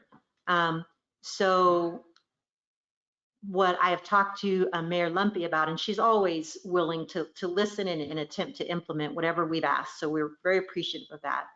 But your council meeting minutes should reflect Council Member McClellan motioned to buy a red desk. Council Member Salceda seconded the motion. The motion carried unanimously, or the motion carried 4-1. The one dissension was Councilor Devine. Because what's happening, or what was happening, and Mayor, you've already improved this 75%. So we're already way past this recommendation. But your city secretary is having to listen and figure it out on her own. So somebody else could be listening to the minutes and then could look at her and say, you were wrong. That's not what happened. You want to create a better record, and you weren't. But just by the couple of discussions that I've had with these two ladies, we're already improving it 10 times. So I know we're going to get there on that one. I'm not worried about it. And you'll see that's changes on the ones that we approved at the next meeting. Awesome. Like implemented the council person. Perfect. Perfect. It's it. But again, it's not doing it wrong. It's just you No. don't know what you don't know. That's right. Absolutely. And it's so great when we make a recommendation and somebody's just off and running with it already. It's like, oh, okay, well, that was a recommendation, but it's 75% cured, so don't need to worry about it. You don't have an ordinance for a records management policy. And I think Joe talked about this earlier. I'm used to calling him Chief. So as such, there's a lot of documents that are being retained outside the laws of the state of Texas that you don't need. You need a big shredding machine for a lot of that, but you don't even have a policy in place right now. So she doesn't dare shred anything. But we need to help her. We need to get that policy in place and let her start, hiring a high school kid or two and get to the shredder. Let's get some of this stuff out of here. Let's clean it up. Let's not hoard all these records that we don't have to. The city should adopt records management policy, purge files, just talked about that. The other thing that I recommended is that the city seal be used on contracts, and that the city secretary be responsible for maintaining a record of all the contracts. That does not happen right now. When you ask for a contract, I've literally had to go to a vendor to get the contract because the city doesn't have it. And then they'll say, oh, I think that person has it. Well, then try that person. And so we're running around trying to find a contract. So that needs to stop. All contracts need to be kept with your city secretary, and she needs to keep a list of them, not only when the contract went into effect, but when it's going to expire. She can be such a help to the city administrator in that arena, because you forget things. It's, some contracts are 1 year, some are 3, some are 5, whatever. So she can have a little reminder on her Outlook, it could be that easy. Just to say, ding, it's, September 23rd, 2023, and this contract's going to expire. She can email holler at the next room, the city administrator or whatever, say, hey, this contract's going to expire. In Blanco, it'd just be like, hi. Right. But that needs to happen right away for contracts. You don't even know what contracts you're in right now. We're just finding things. And so, or staff is telling us about them and it's like, oh, I remember that happened. Okay, well, where is it? And we're not finding it. And so she needs to be given that job, but I feel bad about saying that because it's going to be hard for her. I'm sure that's how we got a problem with Mr. Palmer, just something we didn't know. Absolutely, I think so too. And if you don't have one person, your city secretary is your record keeper. That's the person to do it right there. We need somebody to blame. Yeah, that's right. I'll do it. I'll take this. Yeah.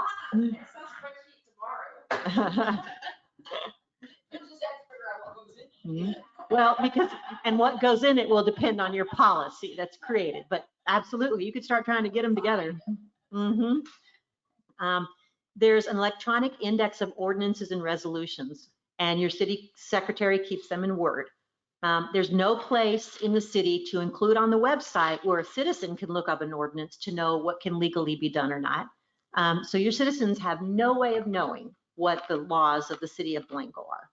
So our recommendation is that your ordinances, your resolution documents be codified, placed on your city's website, and have a good search engine there so that your staff, so that your community can find them easily. Yeah, and staff, it'd be great if staff could find it too. Absolutely, yeah, that's right. Yes, yeah, I wasn't kidding.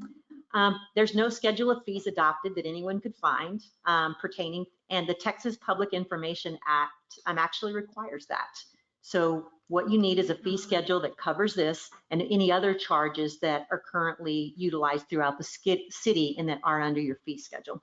You need all this consolidated.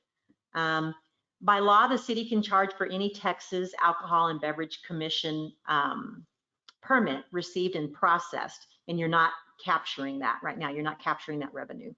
And so we need to get the city secretary, and if you remind me, I'll get you a sample of one to help you. The city secretary should propose a fee to the council and get that approved so that can go in your codification, Lori. Okay? Are those like alcohol permits, are they something that's renewed on a regular basis? Every year.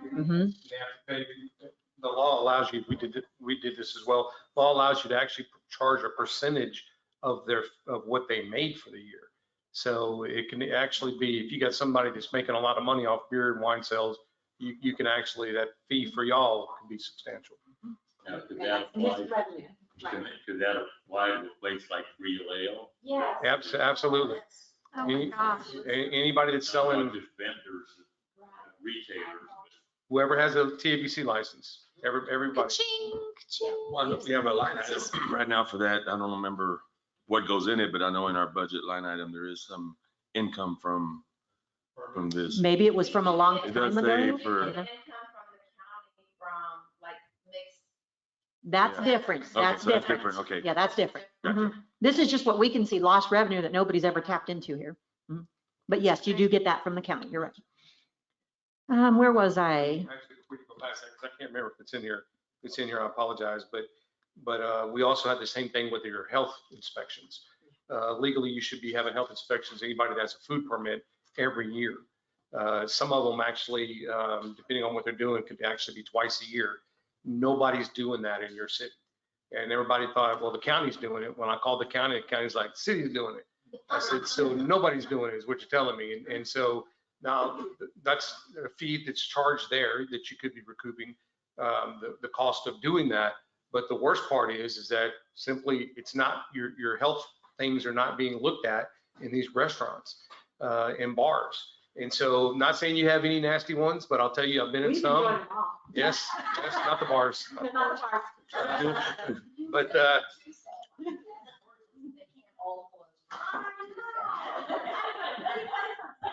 there you go.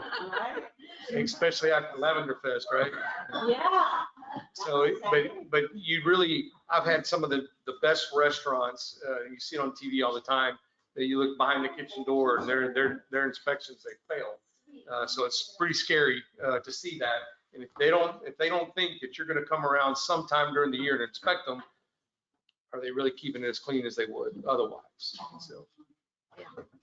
So, city secretary, she currently supervises the court clerk, the finance and the utility billing clerk. And your city administrator really needs to do that in a city this size. She has no written training plan on what the positions need to be trained on, and what classes are required for certification. So once again, you have a new secretary trying to learn her role and understand what she's supposed to do. And now you want her to understand 3 other people's roles. And if she's going to supervise them, she should be cross-trained on them, right? So we had an interesting observation the other day, and that was your utility billing clerk is out. People are trying to pay their bills at the front. There's nobody to pay them. So you have your city secretary trying to teach your contract finance person. You don't need that type of person to be taking payments all day with the salary that she's making, right there in front of the customer, because there's no plan. And so we've got to work on that. And again, you know, I'm sure as employees, sometimes it's like, we are not trying to bash your employees. We're just trying to make observations, because we want your staff to succeed. That's what we want, every one of your staff to succeed.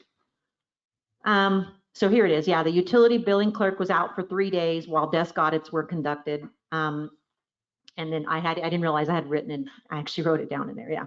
So the finance officer, the finance contractor ends up getting up there, handling money, not trained, learns via, here's a transaction or 2, and off she runs trying to do it. And then here's something else that's already been done. City secretary needs to get CJIS certifications. As soon as we started letting everybody know the issues that we had with that, staff was great last week about when I asked them, you know, to get trained on particular days, they all did it, and we were really appreciative of that. They have a little CJIS sign up now, and it made both of us feel a lot better. So this is the other thing. So I'm in with the finance officer trying to figure out, is there 8 or 9 or 28 or 29 accounts? Because I have both numbers written down. And she said, no, I don't think it's either one of those. It's somewhere in the middle. Okay.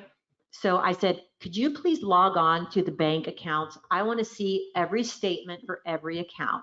And I want to get the account numbers, and I want to see what's in there. And she goes, I can't log on to the bank accounts. And I go, how are you reconciling everything? How are you knowing what's in there? She goes, I don't know. I just can't log in. And now I hear the little voice back there. I do. I can. And I'm like, oh my goodness. Here we go. So your city secretary had access to all your bank accounts. Your finance person had not seen them. And so that's the kind of stuff I'm talking about. If you have one central person to say, you know, to divvy out the responsibilities, your city secretary doesn't need to be in your bank accounts. There's, you know, don't set her up like that. Let her do her job and do it really good, because I think she's going to do well at it. See, I think there was a mistrust of the former finance person, so we probably didn't give her access to. Well, no, she had it, but when the former person left, we didn't have anyone in that position, so There I you go. took it over. There you go. I was doing both positions until Linda came, and then, since she was a contract person, she didn't feel like she should have access to the bank accounts as a contract person. So she told me to keep that, so I just maintained that. Okay. So anyway, that's.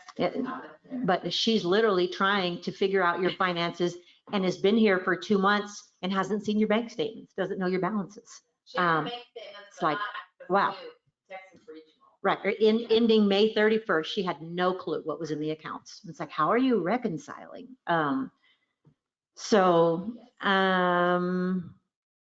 The other thing, and I've already pointed this out, the seniors, you have your city secretary trying to learn how to be a city secretary, supervising senior staff members, while your city administrator didn't really supervise anybody, maybe 1 or 2. And so this stood out to us. And then in reviewing the personnel manual, Joe finds, wow, they have in the personnel manual, the city secretary doing a lot of this. And so we're changing that in the personnel manual, and we're going to bring forward a recommendation to you that you can take or not take, but I would strongly advise that you take it. We actually have to work the city secretary is responsible for removing illegal signs. And so that's interesting. It's coming up. Not that particular one. There you go. There you go. There you go. That's exactly. Jiminy. So because your staff is so small, you have a city administrator, you should have a capable city administrator that can supervise the senior staff. And if the city secretary is going to assume a supervisory role, then her job description needs to indicate so. You can't hold her responsible for something that's not even in a job description that she applied for. So you have a fee schedule that was adopted, but it's not being followed. You have changed fees in 2018, 19, and 20, but there's no meeting minutes online or one place that shows where the changes in the fee schedules were. So I think we've already beat this dead horse, but this surprised us. And so we've already given you the recommendation on that one as well. Okay, so we're gonna move on to the utility billing clerk. She seems to be your longest serving person, administrative type. She's got 8 years here. She and I reviewed her job description and we did a detailed breakdown of her duties. And I made some preliminary recommendations. She does not have a substitute employee in place when she is absent. And so utility bills, as I just described to you, the collection of utility bills, which is a primary role of city government, doesn't even have a backup plan, a succession plan, anybody that's trained to go up there and take her place. This was an issue while she was on leave, and it needs to be remedied. So that needs to happen immediately, especially when you take into consideration that you all are serving 1,200 accounts that handle, any day of the week, depending on when people feel like coming in or calling or whatever. So it's really not something that you can train somebody on in 1 or 2 transactions or overnight. I looked at the utility bill. There's no code on the receipt for the budget area that the money needs to be credited to. And the record doesn't indicate which employee took the payment. So even if you had a backup plan for this position, I couldn't tell you who took the payment 3 months later when we're trying to hold somebody responsible, no clue. So you need a code added on there and you need a name as to who took the receipt on your software. The job description for this position needs to be revised. The municipal clerk is doing many things that are not on her job description. And so we already have actually, we're going to be rewriting the job descriptions for the administrator and director positions. That one I think is done already. The other issue that I had is the cash drawer is left unattended all day. But every single one of you that have been back there know exactly where the cash drawer is. It's not hard to get in there. There's sometimes payments that are left on the counter. And then, here Chief Rubin's walking by, he could just swipe the payment, walk on, whatever. I could do it as I'm walking by. Joe could do it, whatever. Absolutely. It better be enough to get me on a remote island for the rest of my life.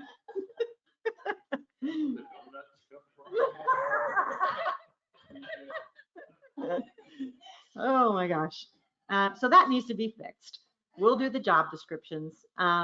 There is no written cash handling policy. There always needs to be a written cash handling policy. That needs to be done. We need to get that policy done ASAP. That is pure, the integrity, I think I wrote in there, the integrity of the process is compromised when you don't have a policy to take your customers' payments. And the other thing that scares me, quite frankly, is you are putting that utility billing clerk in a heck of a predicament by not having a policy and by letting so many fingers touch things and walk by things. And the other thing, if something is unbalanced, you got to figure out everybody that came in City Hall that day and who had access and where it was. It's like, let's clean that thing up.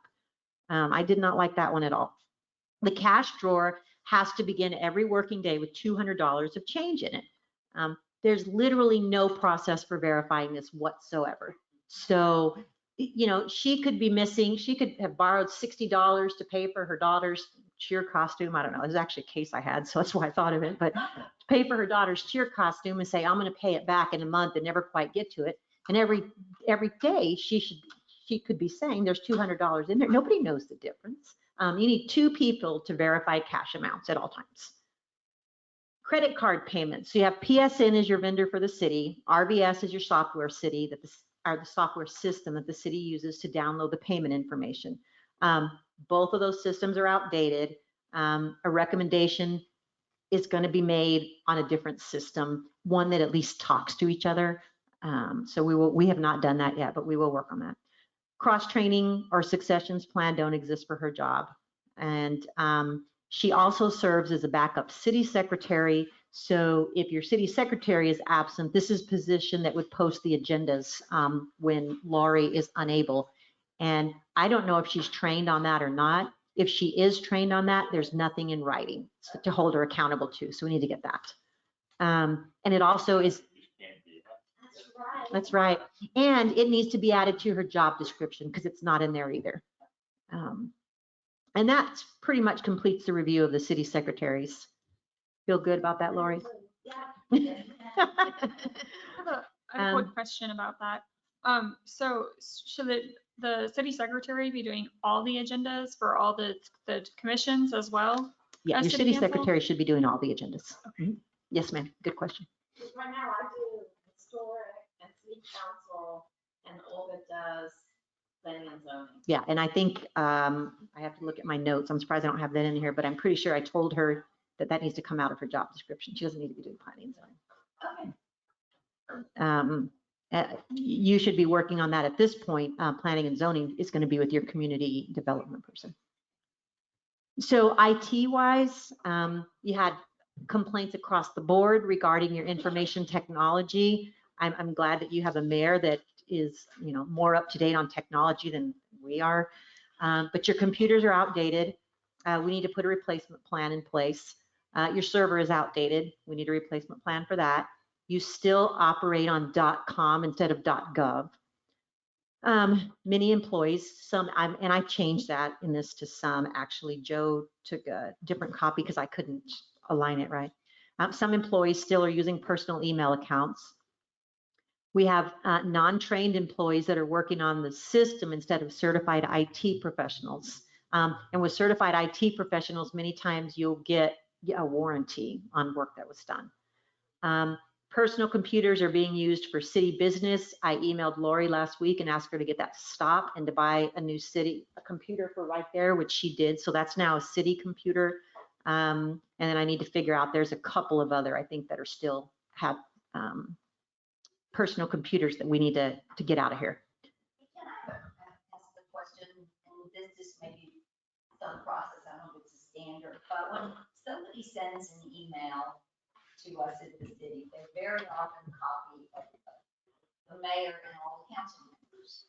And so I see it, but what I never know is who's answering it. Do I answer it? Is every council member and every mayor to answer the response? I mean, should we all respond to it? I think it's pretty common, so I don't know. If I can't answer it, then I'm double checking, going, Lori, did you see this, or did you get that information to that person?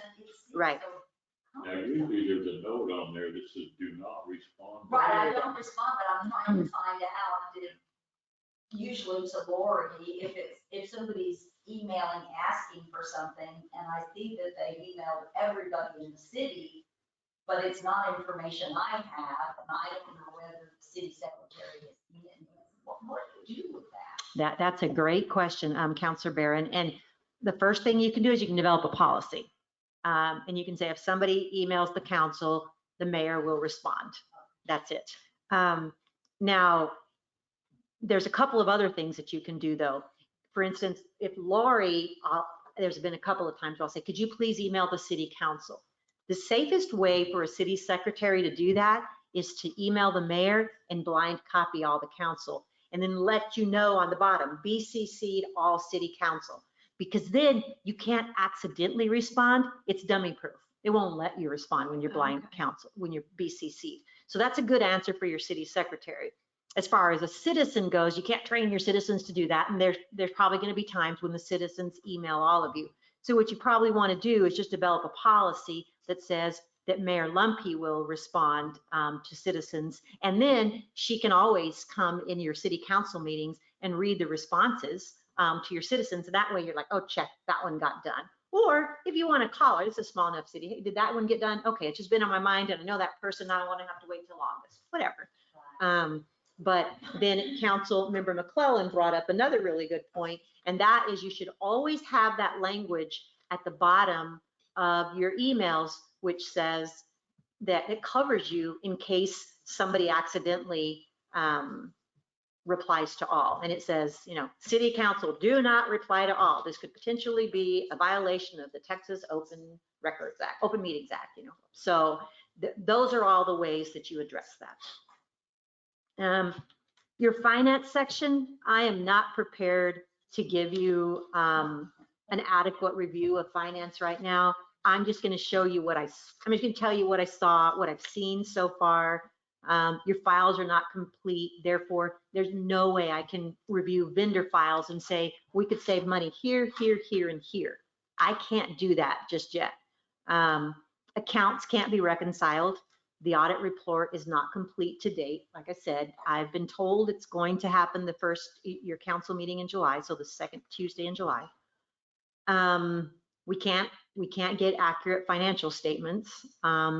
We can't obtain there's no adopted financial policies. One of your audits, I was like, oh, look, they have some. So I was like, look, you have some, to Linda. And she's like, well, then you point me to where they are, because I don't know where they are. It's like, I don't know, but your auditor says you have them. So that's still getting pulled apart. And I'm just not gonna be utilizing taxpayers' money properly. If I'm in there pulling papers apart and trying to find things, we need to let them get that settled, and then I can give you a better opinion. But I'm letting you know why we're not really diving further to the finance section right now, because I don't want to waste your money. Credit card bills, they haven't been reconciled for 3 years now. 3 years. I don't even understand that. There's no proper control over your fixed assets. That should be happening in that department. Internal controls over compliance. A good example of an internal control is your cash drawer. It's just one of many. So the recommendation is just that the city auditors need to complete their report and they need to present to the council at the July meeting. After that, whatever we have to run with, whether we're real comfortable with it or not, we need to run with their numbers, and we need to immediately get you guys into budget workshops, and we need to immediately start on your budget, because you're months behind right now and we need to catch you up. And like I said, I want to just leave this on the table because there is absolutely a possibility that City Hall Essentials is going to be recommending a forensic audit in the future. But we don't know enough yet. But I don't want you to have to hear about that the first time when we do it. So the other couple of observations, well, I already talked about this one. I think this is going to be the last one. And it's a council decorum policy. We need to create, I can grab you one from a couple of other cities and we can put it on the July meeting if you want. You need a decorum policy for in here. Nobody should be cussing at the council. Nobody should be talking back to the council. Nobody should be berating the council. And if they are, they need to berate Councilor McClellan for the way he voted or what his position was. But they should not be saying, Councilor McClellan, your ivory shirt is dog ugly. You know, they can't say stuff like it. And by the way, it's not. You know, they can't. For the record, I don't like it.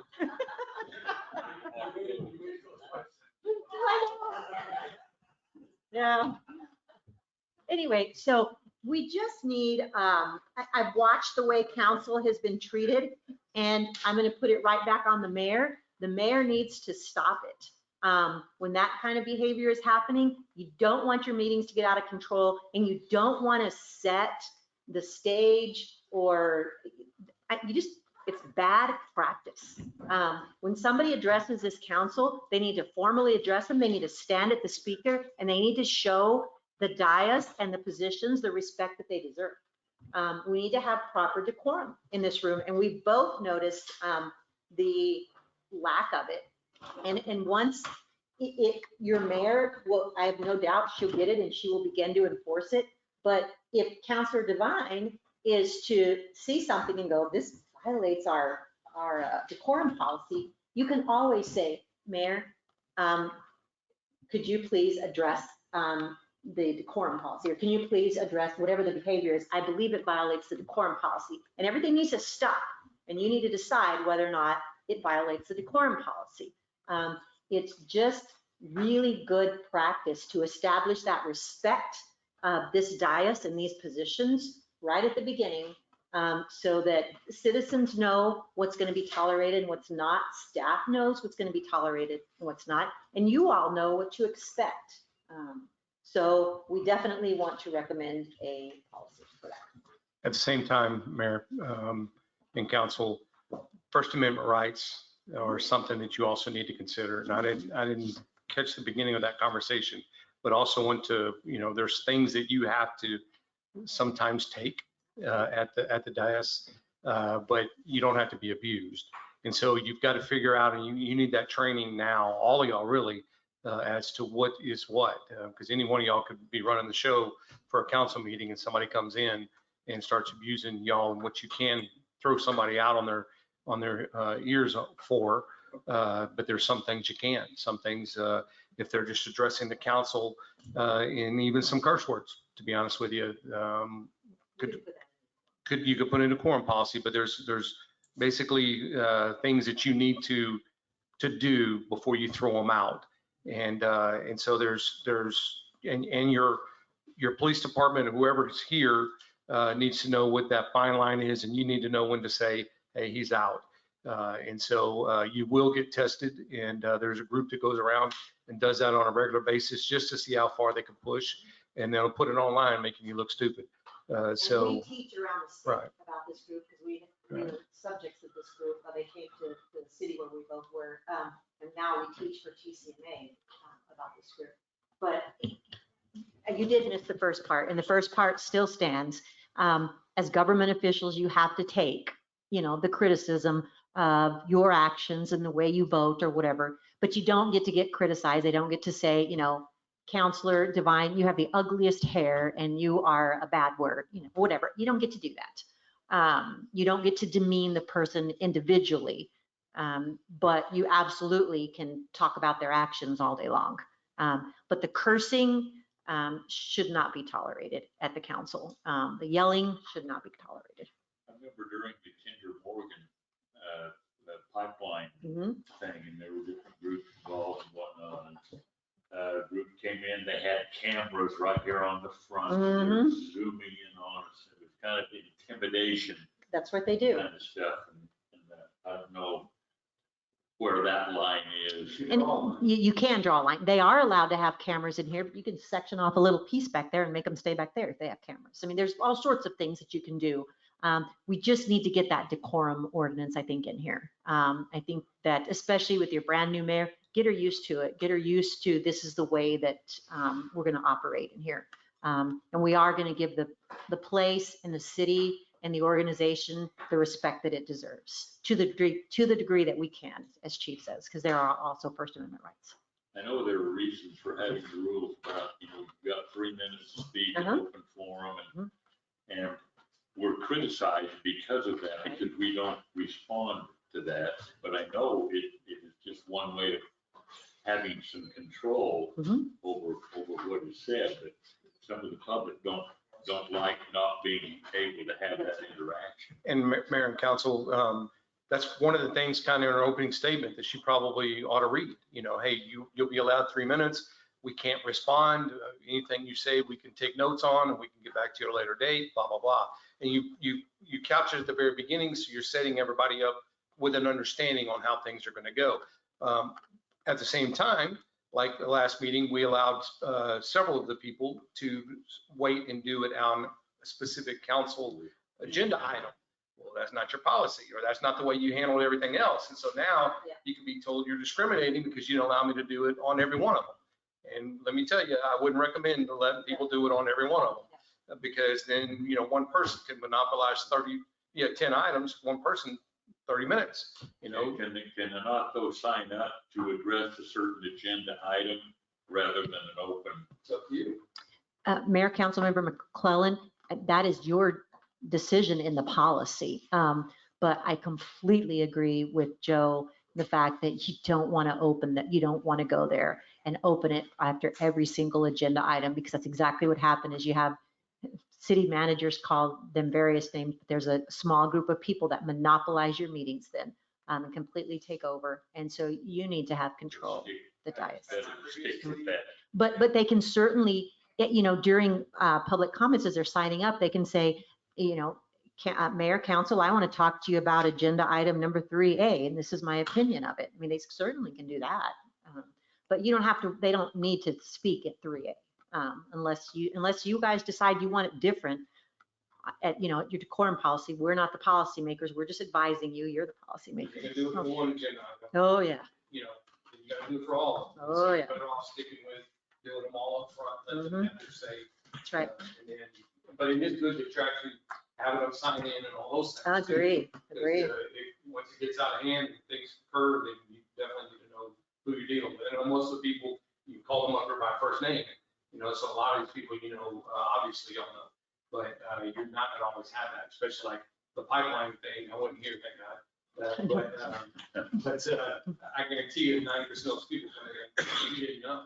Because they brought in activists, from all over the place. No, they're all local. You're one of them. So I think, Tied it up here. there you go. And So I you think- probably had a cohort over here, right? No, just- I'll let any cohort speak for themselves. I know I got pushed right to the front of everything, For it. so. So the point of being here today was just to give you our preliminary findings. This is what we're seeing, this is what we're touching, this is what we're feeling, this is what we're doing. Just so you know, I mean, we've been here for 2 weeks now, and this is what we've learned and this is what we found. And we wanted to give you a report so you know that A, we're working, and B, where we are in the process. And from the process of finding a city administrator, where do you see that falling into this for timing? Like when Mayor, Council, Barron, I think normally I would tell any city now. I am not going to advise that right now because I don't want a city administrator to come in here and then leave in 3 months. I want to clean stuff up.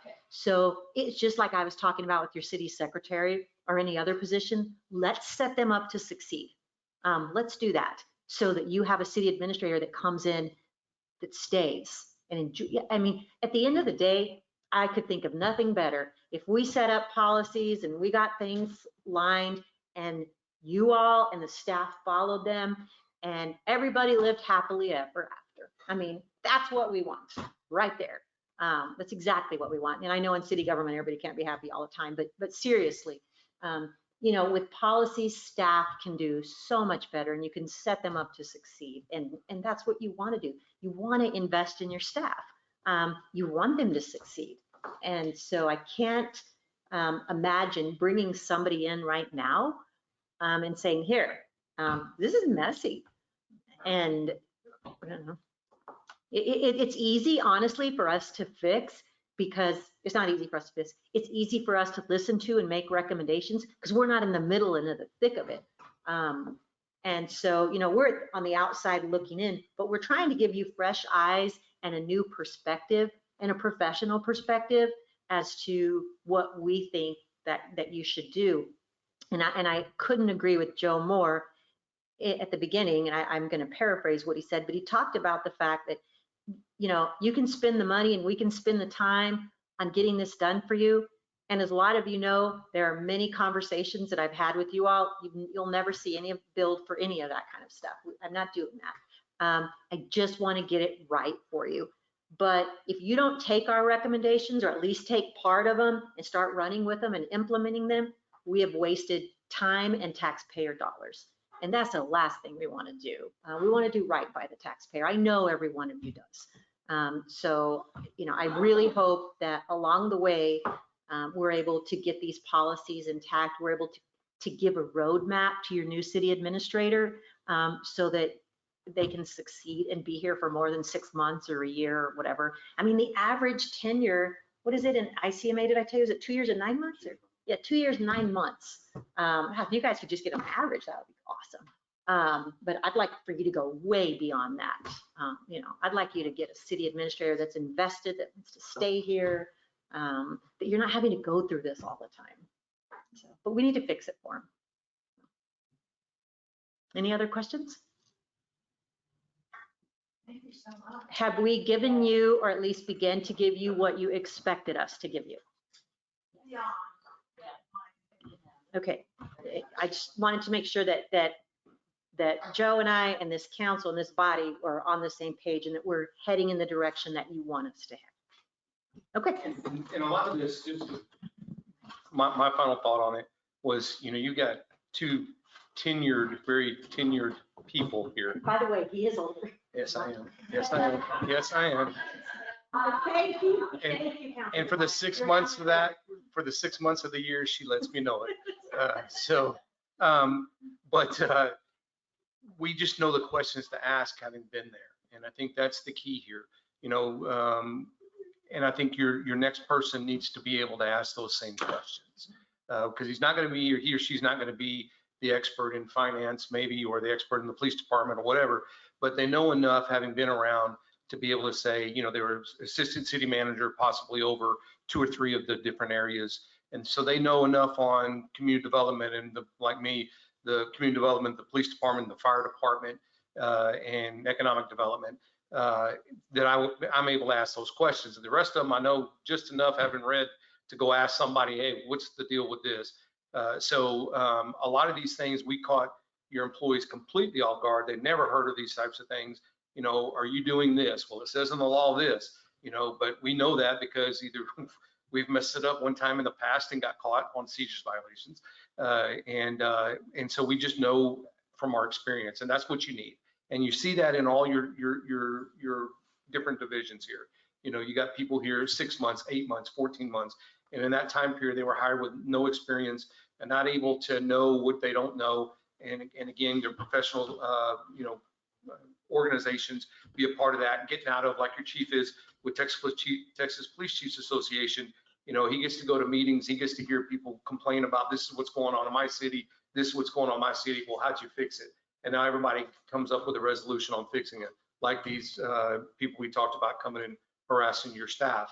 And so, those are the types of things you need to be looking for, not only in your next city administrator, but also in your employees in the future. And I get it, you're a small town and you're kind of away from everything and you're not paying as much, but that's what you definitely gonna have to start looking for. And if you can't afford it, then you definitely need to pay for it. It saves you money in the long run. You better look at all these lawsuits Right. and other things that have happened and realize that we need to afford it. Right. And I also think that we've both spoken out of turn because that doesn't apply to all of your staff, the no experience. Chief Rubin has the administrative experience that you need, and that was a good hire. And so we both agree on that administratively. And he paid us to say that. And lunch is on you tomorrow. I think that's where the water bill. Yeah. That's right, you took the bill. But any employees that come to town are gonna have to live out of town, because these people in town don't want low-income housing. And y'all, when we, So they just take their money and take it to another community. That's what we want to do, I guess. I did hear, and I'm eager to hear about the comptroller's new rules in October about, because the whole, and I don't know what that's about, but they were talking again about changing, which would be heaven for us, tax sourcing from origin to delivery. Right. All of those Amazon orders would actually find. That's right. Hold on. Oh, okay, yeah. Yeah. Actually, they changed the law on that, and basically, have y'all not been getting any money from Amazon? A check? Amazon sales. Sales tax from Amazon.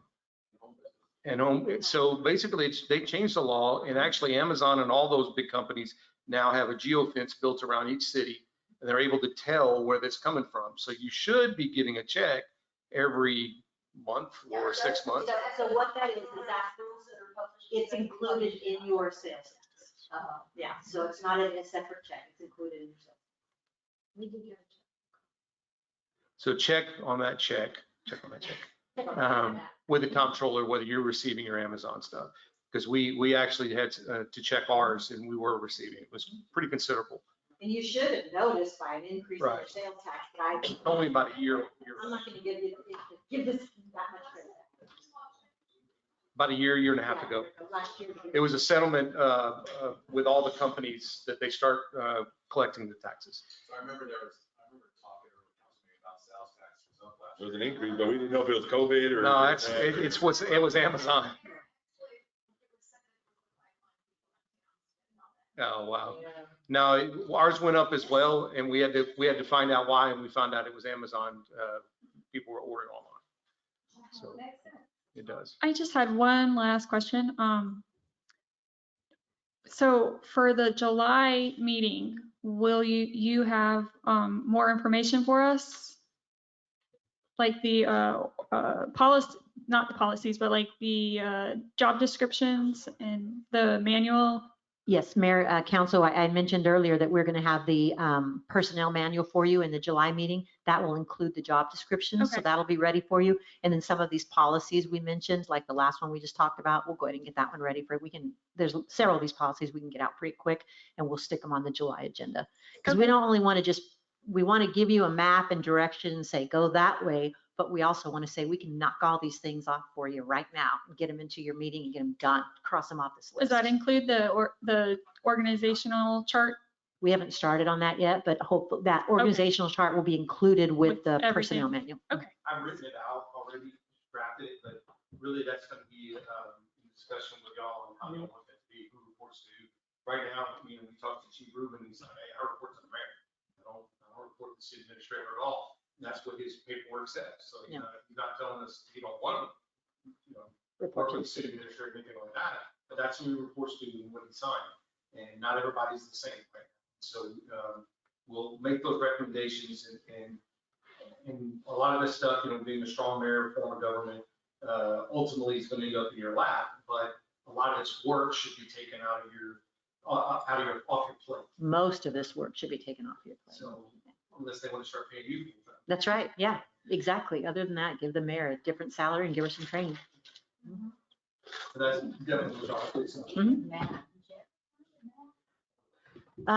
There's a zoning map here, There's one and online. there's codes, and there's one online. Yeah, it has it. Yeah, but I don't think It's the 2014 one. Oh, that's a 2014 one. The big rolled up one. What about the small ones with the codes? I That have one's 'em. That one's the 2000, that's the 2021, but they've just. done- Has that It's a changed? That's changed. proposal. But I cannot find a more current map than 2014. It has some Correct. magic markers. But has it changed? Yeah, because on one from 14 has magic markers. Here's the one I'm walking. When was the last time we did any annexation? See, I guess I thought zoning map 2021. That's the proposal. Okay, that's your proposal, yeah, okay. And it's got the little codes with it and, yeah. So what I would think on that, Councilor, we definitely, your engineer and everybody need to get involved in that one. Because you've got so many changes and it needs to be mapped properly. But you don't have a GIS person here, and so you definitely need to get the right people involved. Put that on your list, but like, figure out what our city City limits map. and City ETJ map. boundaries are. That is probably, that's probably out of our realm of knowledge. How do We have people that do that for us. GIS person. Exactly. So I'll put it on your.